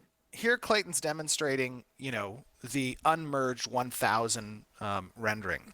And this, you can't see it here, but you could see it normally on the right side. The FPS for 1,000 players, and again, the reason why this optimization is important is because we intend to have, our goal right now is 250 versus 250, but we want to be able to have, or at least target 1,000 players for a particular battle, right? We've mentioned that in the past. We want to try to get up to 500 versus 500. So these optimization efforts are to that end. And here you see that the FPS in the top right corner is like 7 or 8 on average. So not too good from a rendering perspective. So we can show the next video. Okay, I will change it. Oh yeah. So by merging, now you can see that the same 1,000 players who are wearing the same armors as previously are actually having a 300% increase, 300 to 400% increase in the performance of the FPS. So it went from 7 to about 21 on average. And that is a significant optimization point that obviously, this is just the beginning of the optimization efforts, right? Alpha 1 wasn't about rendering optimization. It was about more the networking layer. It was about, the technical components of our core systems and standing those up. But now that we're moving into optimization, being able to render large amounts of not even just players, actually, this is also applicable to monsters and creatures as well, because we have events that will have hundreds, if not thousands of different creatures that are sieging, or not sieging, but attacking a node. So a lot of this is, is initial efforts within these efforts towards optimizing the render client. That's really good. So there's a little bit of engineering. I'm sure they appreciate us covering their stuff. So I know often they're like, McPee's like, I can just show you some code really quick. But I know that a lot of them are working on tech debt stuff at the moment as well. Those big so epic a lot battles. of things from our Alpha 1 that they're fixing up bug fixes and working on some new systems like the character creator and quite a few other things. You have to go into. We'll be touching as we move forward. Alterac Valley, and you guys make sure as the live video comes out on YouTube for this stream. It's like, ooh, that's massive, 80. Excuse me. Yeah, it's like now you're getting into. Make sure you comment on whether or not you like seeing this type of stuff. You know, I know a lot of times art and design get a lot of the glory from just in-your-face kind of perspective, kind of stuff too, but engineering is the magic that makes the miracle kind of work, right? Yeah, and it's like glue. It's right. So if you do like kind of seeing this stuff and hearing about this stuff, make sure to comment that you did enjoy it and you want to see more of it. Oh, they definitely do. I think we did a couple social posts where we asked people what they want to see, and they definitely said they want to see more tech behind the scenes stuff. I know that one of the questions that comes up, and I figure we might as well bring it up now due to the conversation that we're having at the moment, is UE 5 and what our plans are in regards to that. And I know that we do have a team that's investigating and evaluating tech as we see tech come online. Comment. I don't know if you want to go into more details in regards to that. I wasn't planning on talking about that. I think I covered most of it anyway, we're always looking at that stuff. Right? As I've said in the past, it is our responsibility, of course, to ensure the project's viability from a technology standpoint, post-launch, not just at this current stage, but planning ahead of time for the types of capabilities, expansions that are going to be present, the underlying, foundation of the development, and an engine, of course, is probably the biggest piece of that pie. Unreal 5 has some great capabilities. It has a lot of amazing tech that Epic and Unreal Engine have developed for that particular next iteration of the Unreal Engine. It is, of course, our responsibility, a few months ago, I did ask a few of our team members to begin evaluating Unreal Engine 5. A few weeks ago, we formed a official strike team, that we call it, a strike team Steven to likes evaluate. To call things strike teams. I do like to call things strike teams. What else do Quorums I call strike teams? Oh yeah, quorums, small councils, strike teams. Yeah. He comes up with like new names for them.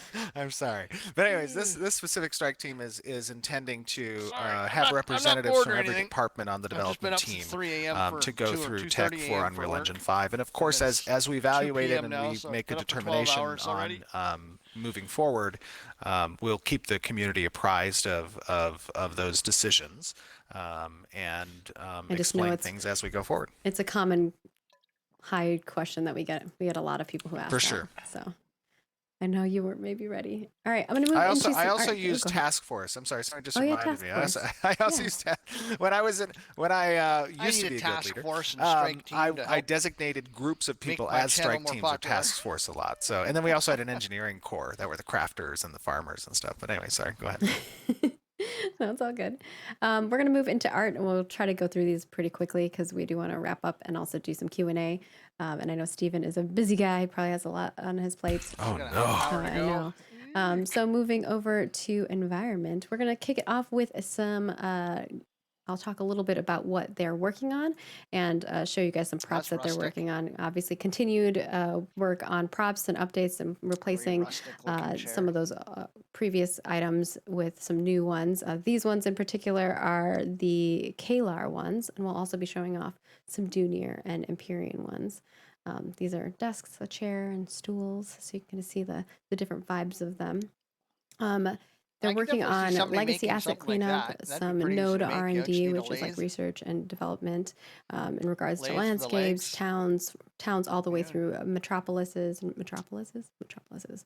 systems overhauls and evaluations from post-Alpha 1 feedback and things of that nature. They're also working on world landscape development and the pipeline reevaluation in regards to that, and tools and feature overhaul post-Alpha 1. So kind of like talking about what they're going to be doing further in detail in regards to those things.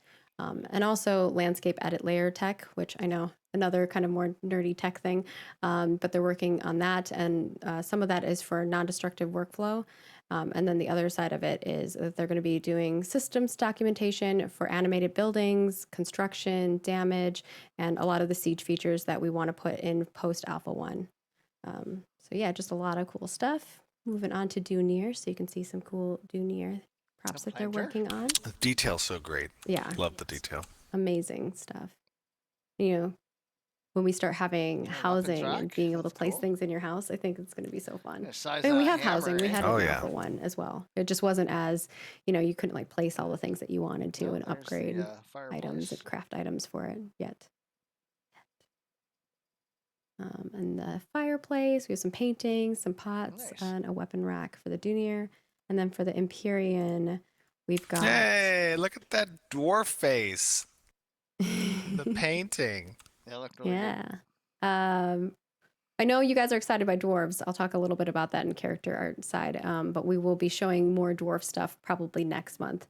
I think we had said like 2 months from the time of last stream, we would have more dwarven things. But we are working on some dwarf revamping as per a lot of feedback from the community. So thank you so much for all your feedback in regards to the way they look.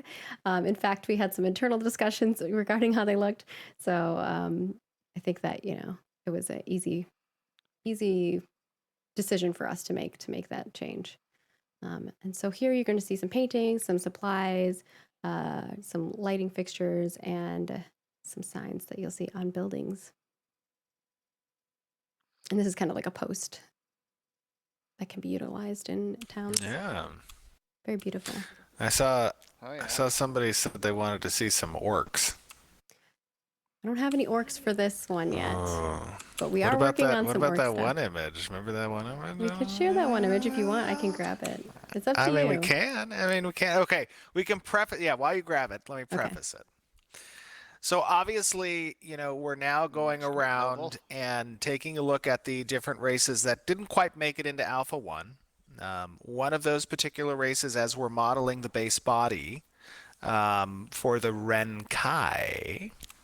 Obviously, getting your feedback on this, I think, would be a cool touch point with the community as we're working on this actively.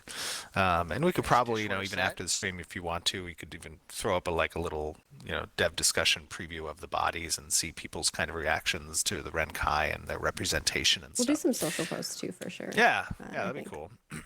Yeah. You have the image. I sent it to you. I sent it the other day, right? Yeah. I'm gonna put it in the character art section. Nice. Okay, cool.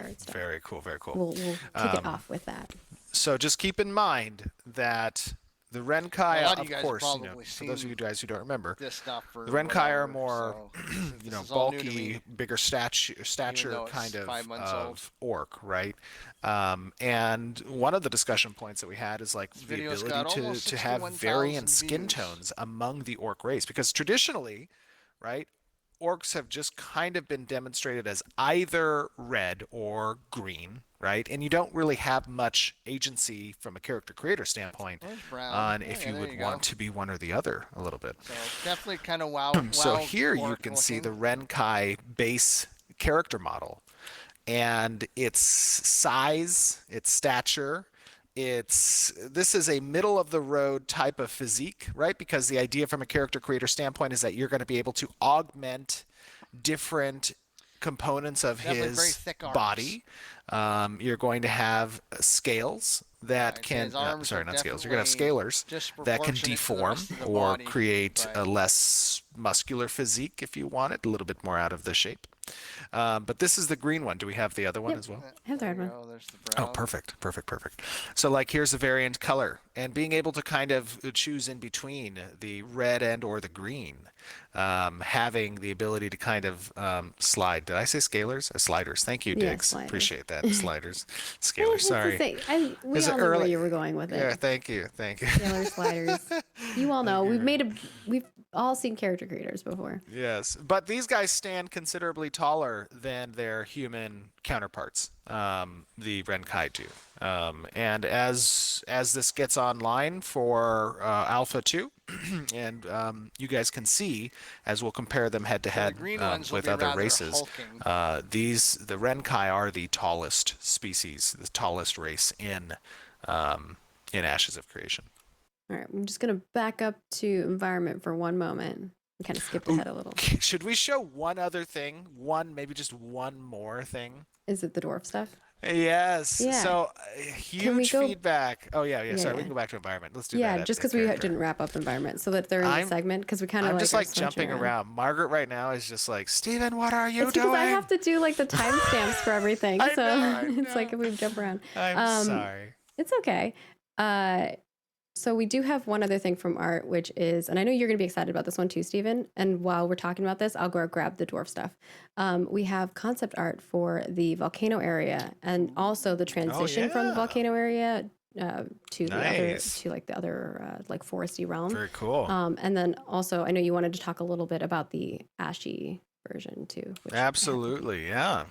Oh, that's really good. Yeah, so as you guys know, we have many biomes in Ashes of Creation. But one of the things we're playing with, that kind of ties into a little bit maybe of the weather system, but I guess it's not just a weather system, right? It's like even an event system, like ash coming out of a volcano, impacting the local biome with this kind of ash, material layer, whatever that exists on, terrain or foliage actors and stuff like that, just to go the next level in seeing how events change the world, seeing how weather can change the world.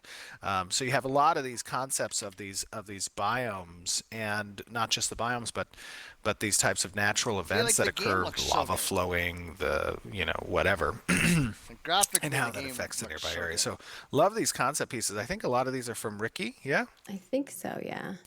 Yeah, doing a great job. Obviously, concepts are a huge and very important piece of the asset pipeline, because this is what modelers have to reference when they're kind of making sure they're hitting the mark on what the target goal visually is.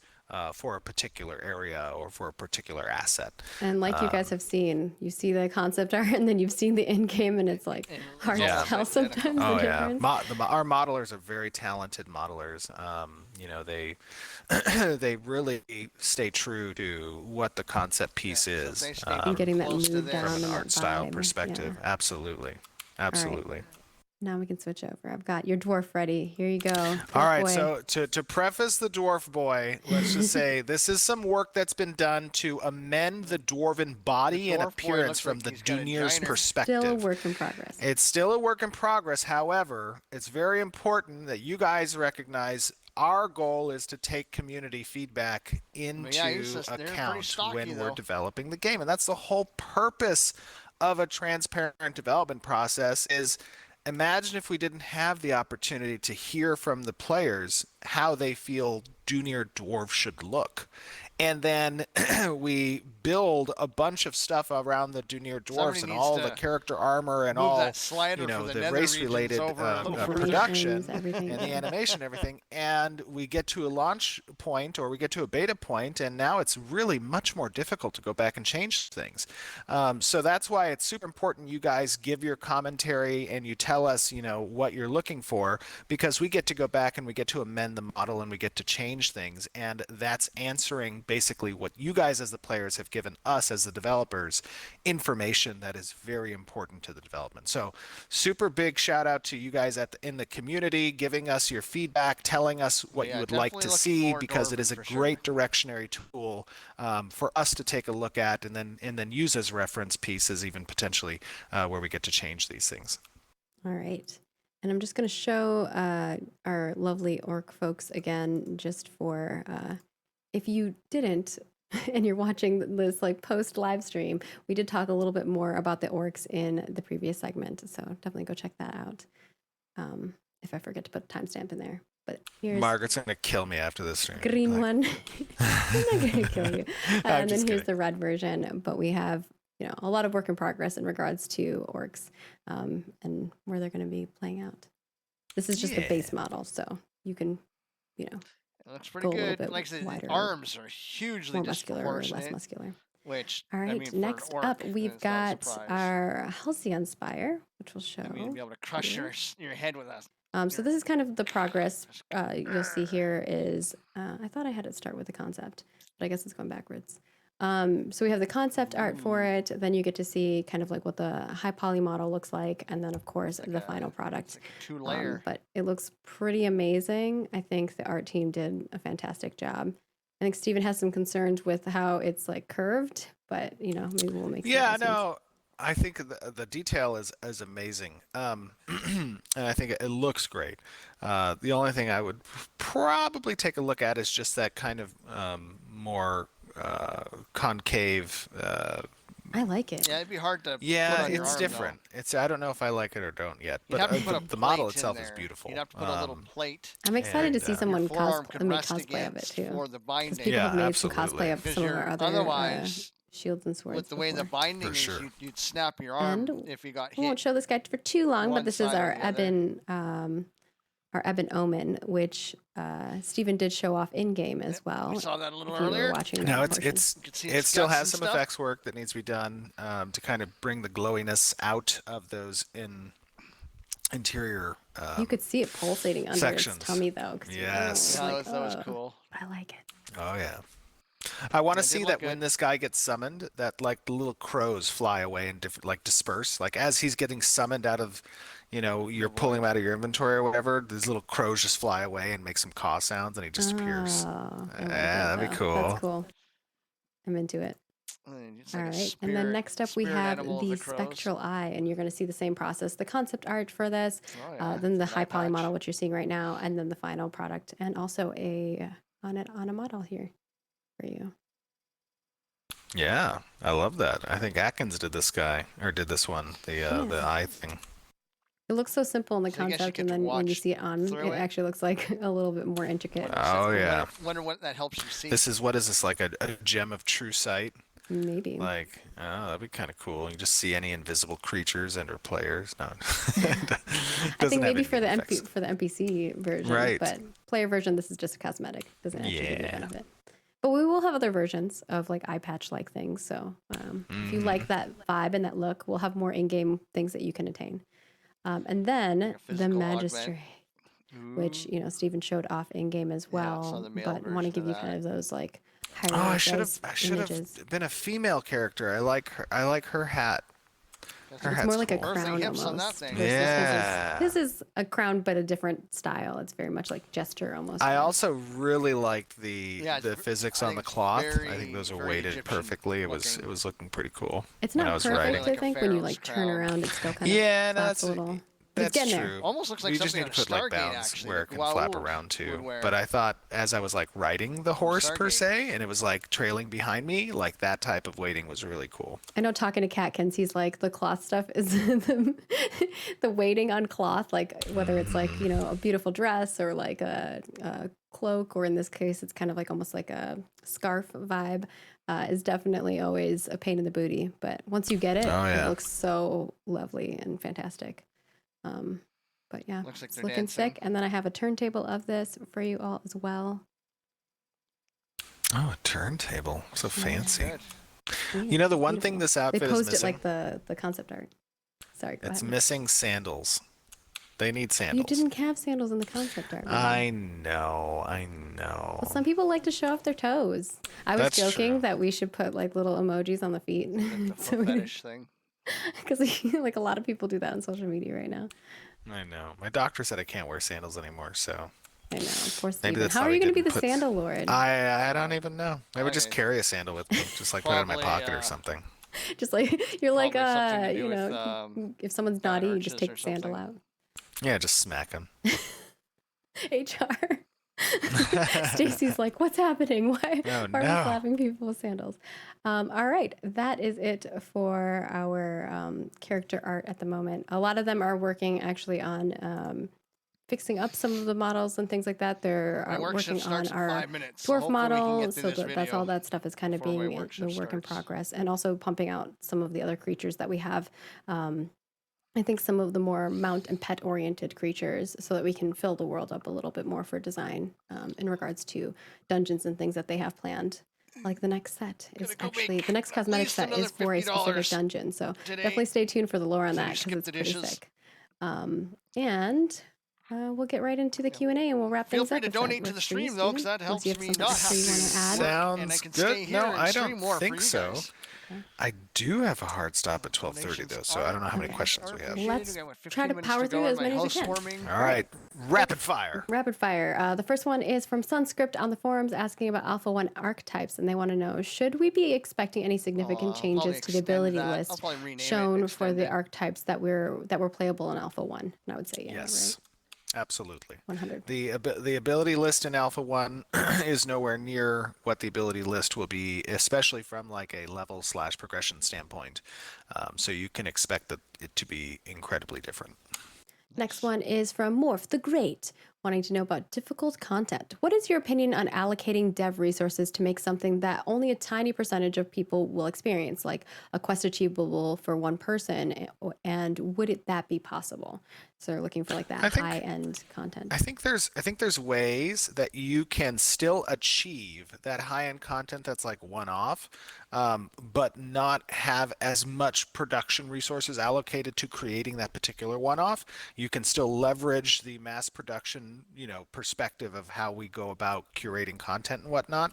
But I do think it's really cool to have those types of things in place. So that is something that will be present in Ashes. All right. Our next question here is about weapon combos from Azhari. I don't know how to say your name, so if I'm saying it wrong, I apologize. I gave you 5 different options. But the question is regarding weapon combos. Were the attack strings we saw from melee weapons in Alpha 1 part of the weapon use combo system that has been mentioned in previous information on weapons? Or is the weapon use combo system still intended as something else entirely? The combo system plays heavily into the weapon skill trees that were not present in Alpha 1. However, there will be certain types of effects and or procs that can occur based on what stage in a combo attack you are a part of. And you can potentially augment that necessity with set bonuses and gear bonuses as well. So for example, let's say you have, dual daggers, and you as a rogue, have a lot of effects that in your active ability system that have additional synergies with a bleed effect. And your bleed proc occurs on a potentially, with some percentage, on a third attack with your dual daggers, because you spec'd into that weapon skill tree to have that potential bleed effect occur. You might have some abilities that cause bleed effects as well, but if you want to alternate between utilizing skill rotations and attacking with your dual daggers with your weapon attacks, on your third combo string, you have the ability potentially to land a bleeding blow. But if you have, let's say, the gauntlets of the sneaky rogue or whatever, that might say that any third combo attack effect can occur on your second combo attack as well. So we're playing with a little bit with the idea of how we interact itemization with your weapon skill tree, and the importance of those types of procs. Interesting. Next question is from Nostra, wanting to know about node XP. For each specific node stage, are all 4 node types going to provide equivalent node XP gain opportunities to allow for competitive advancement across quest-based XP, gathering XP, and monster kill XP? I was kind of talking about that earlier. So the question is, will all node types have the same type of XP sources? Are all 4 node types going to provide equivalent node XP gain opportunities to allow for competitive advancement across all of the types? Absolutely. Yeah, from a design perspective, we want to be as equitable as possible with those particular node types. Yes. All right. And our next one is from Magic Man, wanting to know about quest. Will all 3 types of quest, narrative, event, and tasks be given by NPCs, or or is there a specific location for each of those, like a notification board in town for tasks and some sort of announcement for events and NPCs for narrative? I think it's going to be pretty spread out. So some will be on some boards, some won't be on board, some will be hidden, some will be local. If you move into an area, you'll see it. Some will be gathered from a quest giver. There's going to be a lot of opportunities by which these quests can be almost discovered as well as known to go to a specific location for. So having a mixture about those, variety, exactly. George Black wants to know about blocking. Can you give us any developments regarding active block, hold button down to block since Apocalypse? Not yet. That's something that is scheduled for the prototype phase that we're going to be discussing internally amongst the designers and the combat team, and then we will likely share with the community once we've nailed down a few approaches and prototype them out. I think you actually mentioned that in the design segment about blocking and parrying and stuff. Weightlifter 445 wants to know about Arena. Can you give us any updates and features in regards to the Arena? The arena system, as we've spoken about before, is going to have ladder systems where people can progress within certain seasons based on their win-loss ratios. The importance of arenas are obviously that players have an opportunity to participate, practice out certain builds from a PvP perspective, and can compete with one another within the system. So not a lot has changed on the idea of how arenas are going to be facilitated within Ashes of Creation. We've spoken about this in the past on a few occasions, so I would recommend checking out the wiki for arenas. But the intent again is to give players an opportunity to participate against one another in a structured format. On a smaller scale for the arena stuff, right? Versus sieging is large scale. Yeah. Right. Easty or SD wants to know about guilds. Will there be an option to customize guild roles? For example, either creating our own ranks or picking from a list of options, maybe apart from the essential ones such as guild master, an officer, or even allowing these to be renamed? Yes. Yeah, absolutely. I think there's going to be functionality present within the administration tools of guilds where you can customize the names of particular ranks that you want to grant specific types of permissions to. You'll have a list of permissions that you can create custom roles, and you'll be able to check mark those permissions so that that role has access to those things, and you can assign them out to your members. Additionally, there's something to be said for how guild structure from a membership perspective is organized, right? Having night groups and having specific compartments or departments within the guild structure that has a leader associated with it. That's one of your officers. I think that's a cool concept as well. There's a lot of ideas we have on the administration side and how the UI and just mechanics of a particular guild structure is facilitated. All right. And our next question is from Neurotoxin about dwarves. How much work went into armoring the model for the formerly Dunir compared to the Nakua? Or was the original Dunir done first in anticipation that it could end up being Nakua proportions instead? So basically, I'm not quite sure about the question, but I'm wondering if I think they're meaning do we start with one and then kind of alter it to make the other, or how do we? Well, each race has its. So when you think about modeling armor pieces, each race has its own set of geo for individual pieces, right? So if you're talking about pauldrons and greaves and breastplate and stuff like that, we don't just take a Dunir breastplate and then deform the breastplate to the Nakua.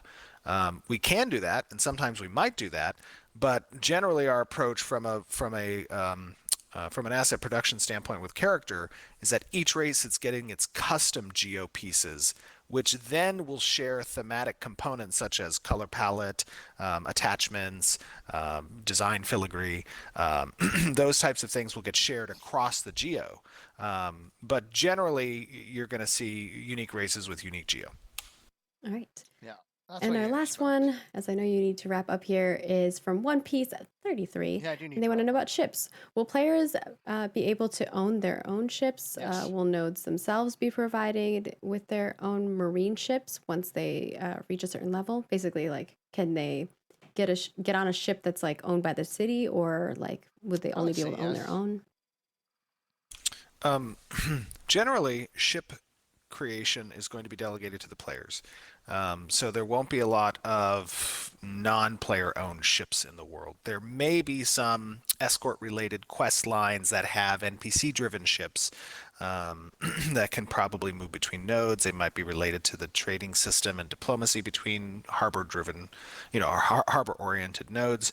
But for the most part, all ship creation will be delegated to the player. You're going to have to build up a ship or find somebody who has one if you want to get across the seas. That's right. Now, there will be NPC ships out on the ocean that are adversaries or monsters, and those will be targets for players to go out and potentially try to raid, destroy, kill, find, treasure find, and all that kind of stuff. All right, and that wraps it up for our Q&A. Now, as I know you have to wrap things up as well. I wonder if you're going to be able to thank you so much for joining us for our kill everybody on the ship. As a reminder, October's coming along, which means that we usually do some fun spoopy events. I'm not going to tease too much, but we normally do a Glorious Gourd event. Okay, well, because this is 5 months old, the rest of this is kind of pointless to go through because it's in the past, way in the past, and I'm like really derpy. It's supposed to be a Viking horn, but it's anything but. So there we go. There's September, so we're caught up by 1 month, and I'll try and do another one probably tomorrow. I'll try and catch up on these videos over the next week or so, and I'll try and upload these to YouTube and Rumble as quickly as possible. I got to see if I can get my editing software and figure all that out. And eventually, I want to get Prime or Streamlabs Prime, whatever, where I can just stream these live to YouTube and Rumble, and then not have to worry about the upload and stuff like that. So that will depend on you guys to help me out with your support. It's always appreciated. But yeah, so September development update is done. Some good stuff there. Again, this is 5 months in the past, so I don't know where they're at today. So this is just me trying to kind of catch up myself and share that experience with all of you.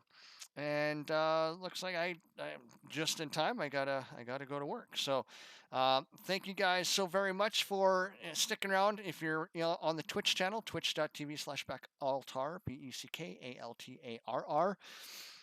Should be a link below in the comment section or in the details section. Please like, subscribe, do the whole comment thing and all that stuff. I do try to reply to all comments in one way or another. So I do appreciate all of that stuff in the interactions. And thanks for being here. We had some chatters today. Core Code stopped by. We had Jory Shorer and we had Guts is Nuts stop by, and we had QWR Sevon as well stop by. And so thanks for you guys for coming around and commenting and being a part of the stream. And we will see you guys later. Ciao for now. As well, big huge thank you to my subscribers and my supporters. Upfront Poop Dog, Random Runes, Fenrir, and Zero Air.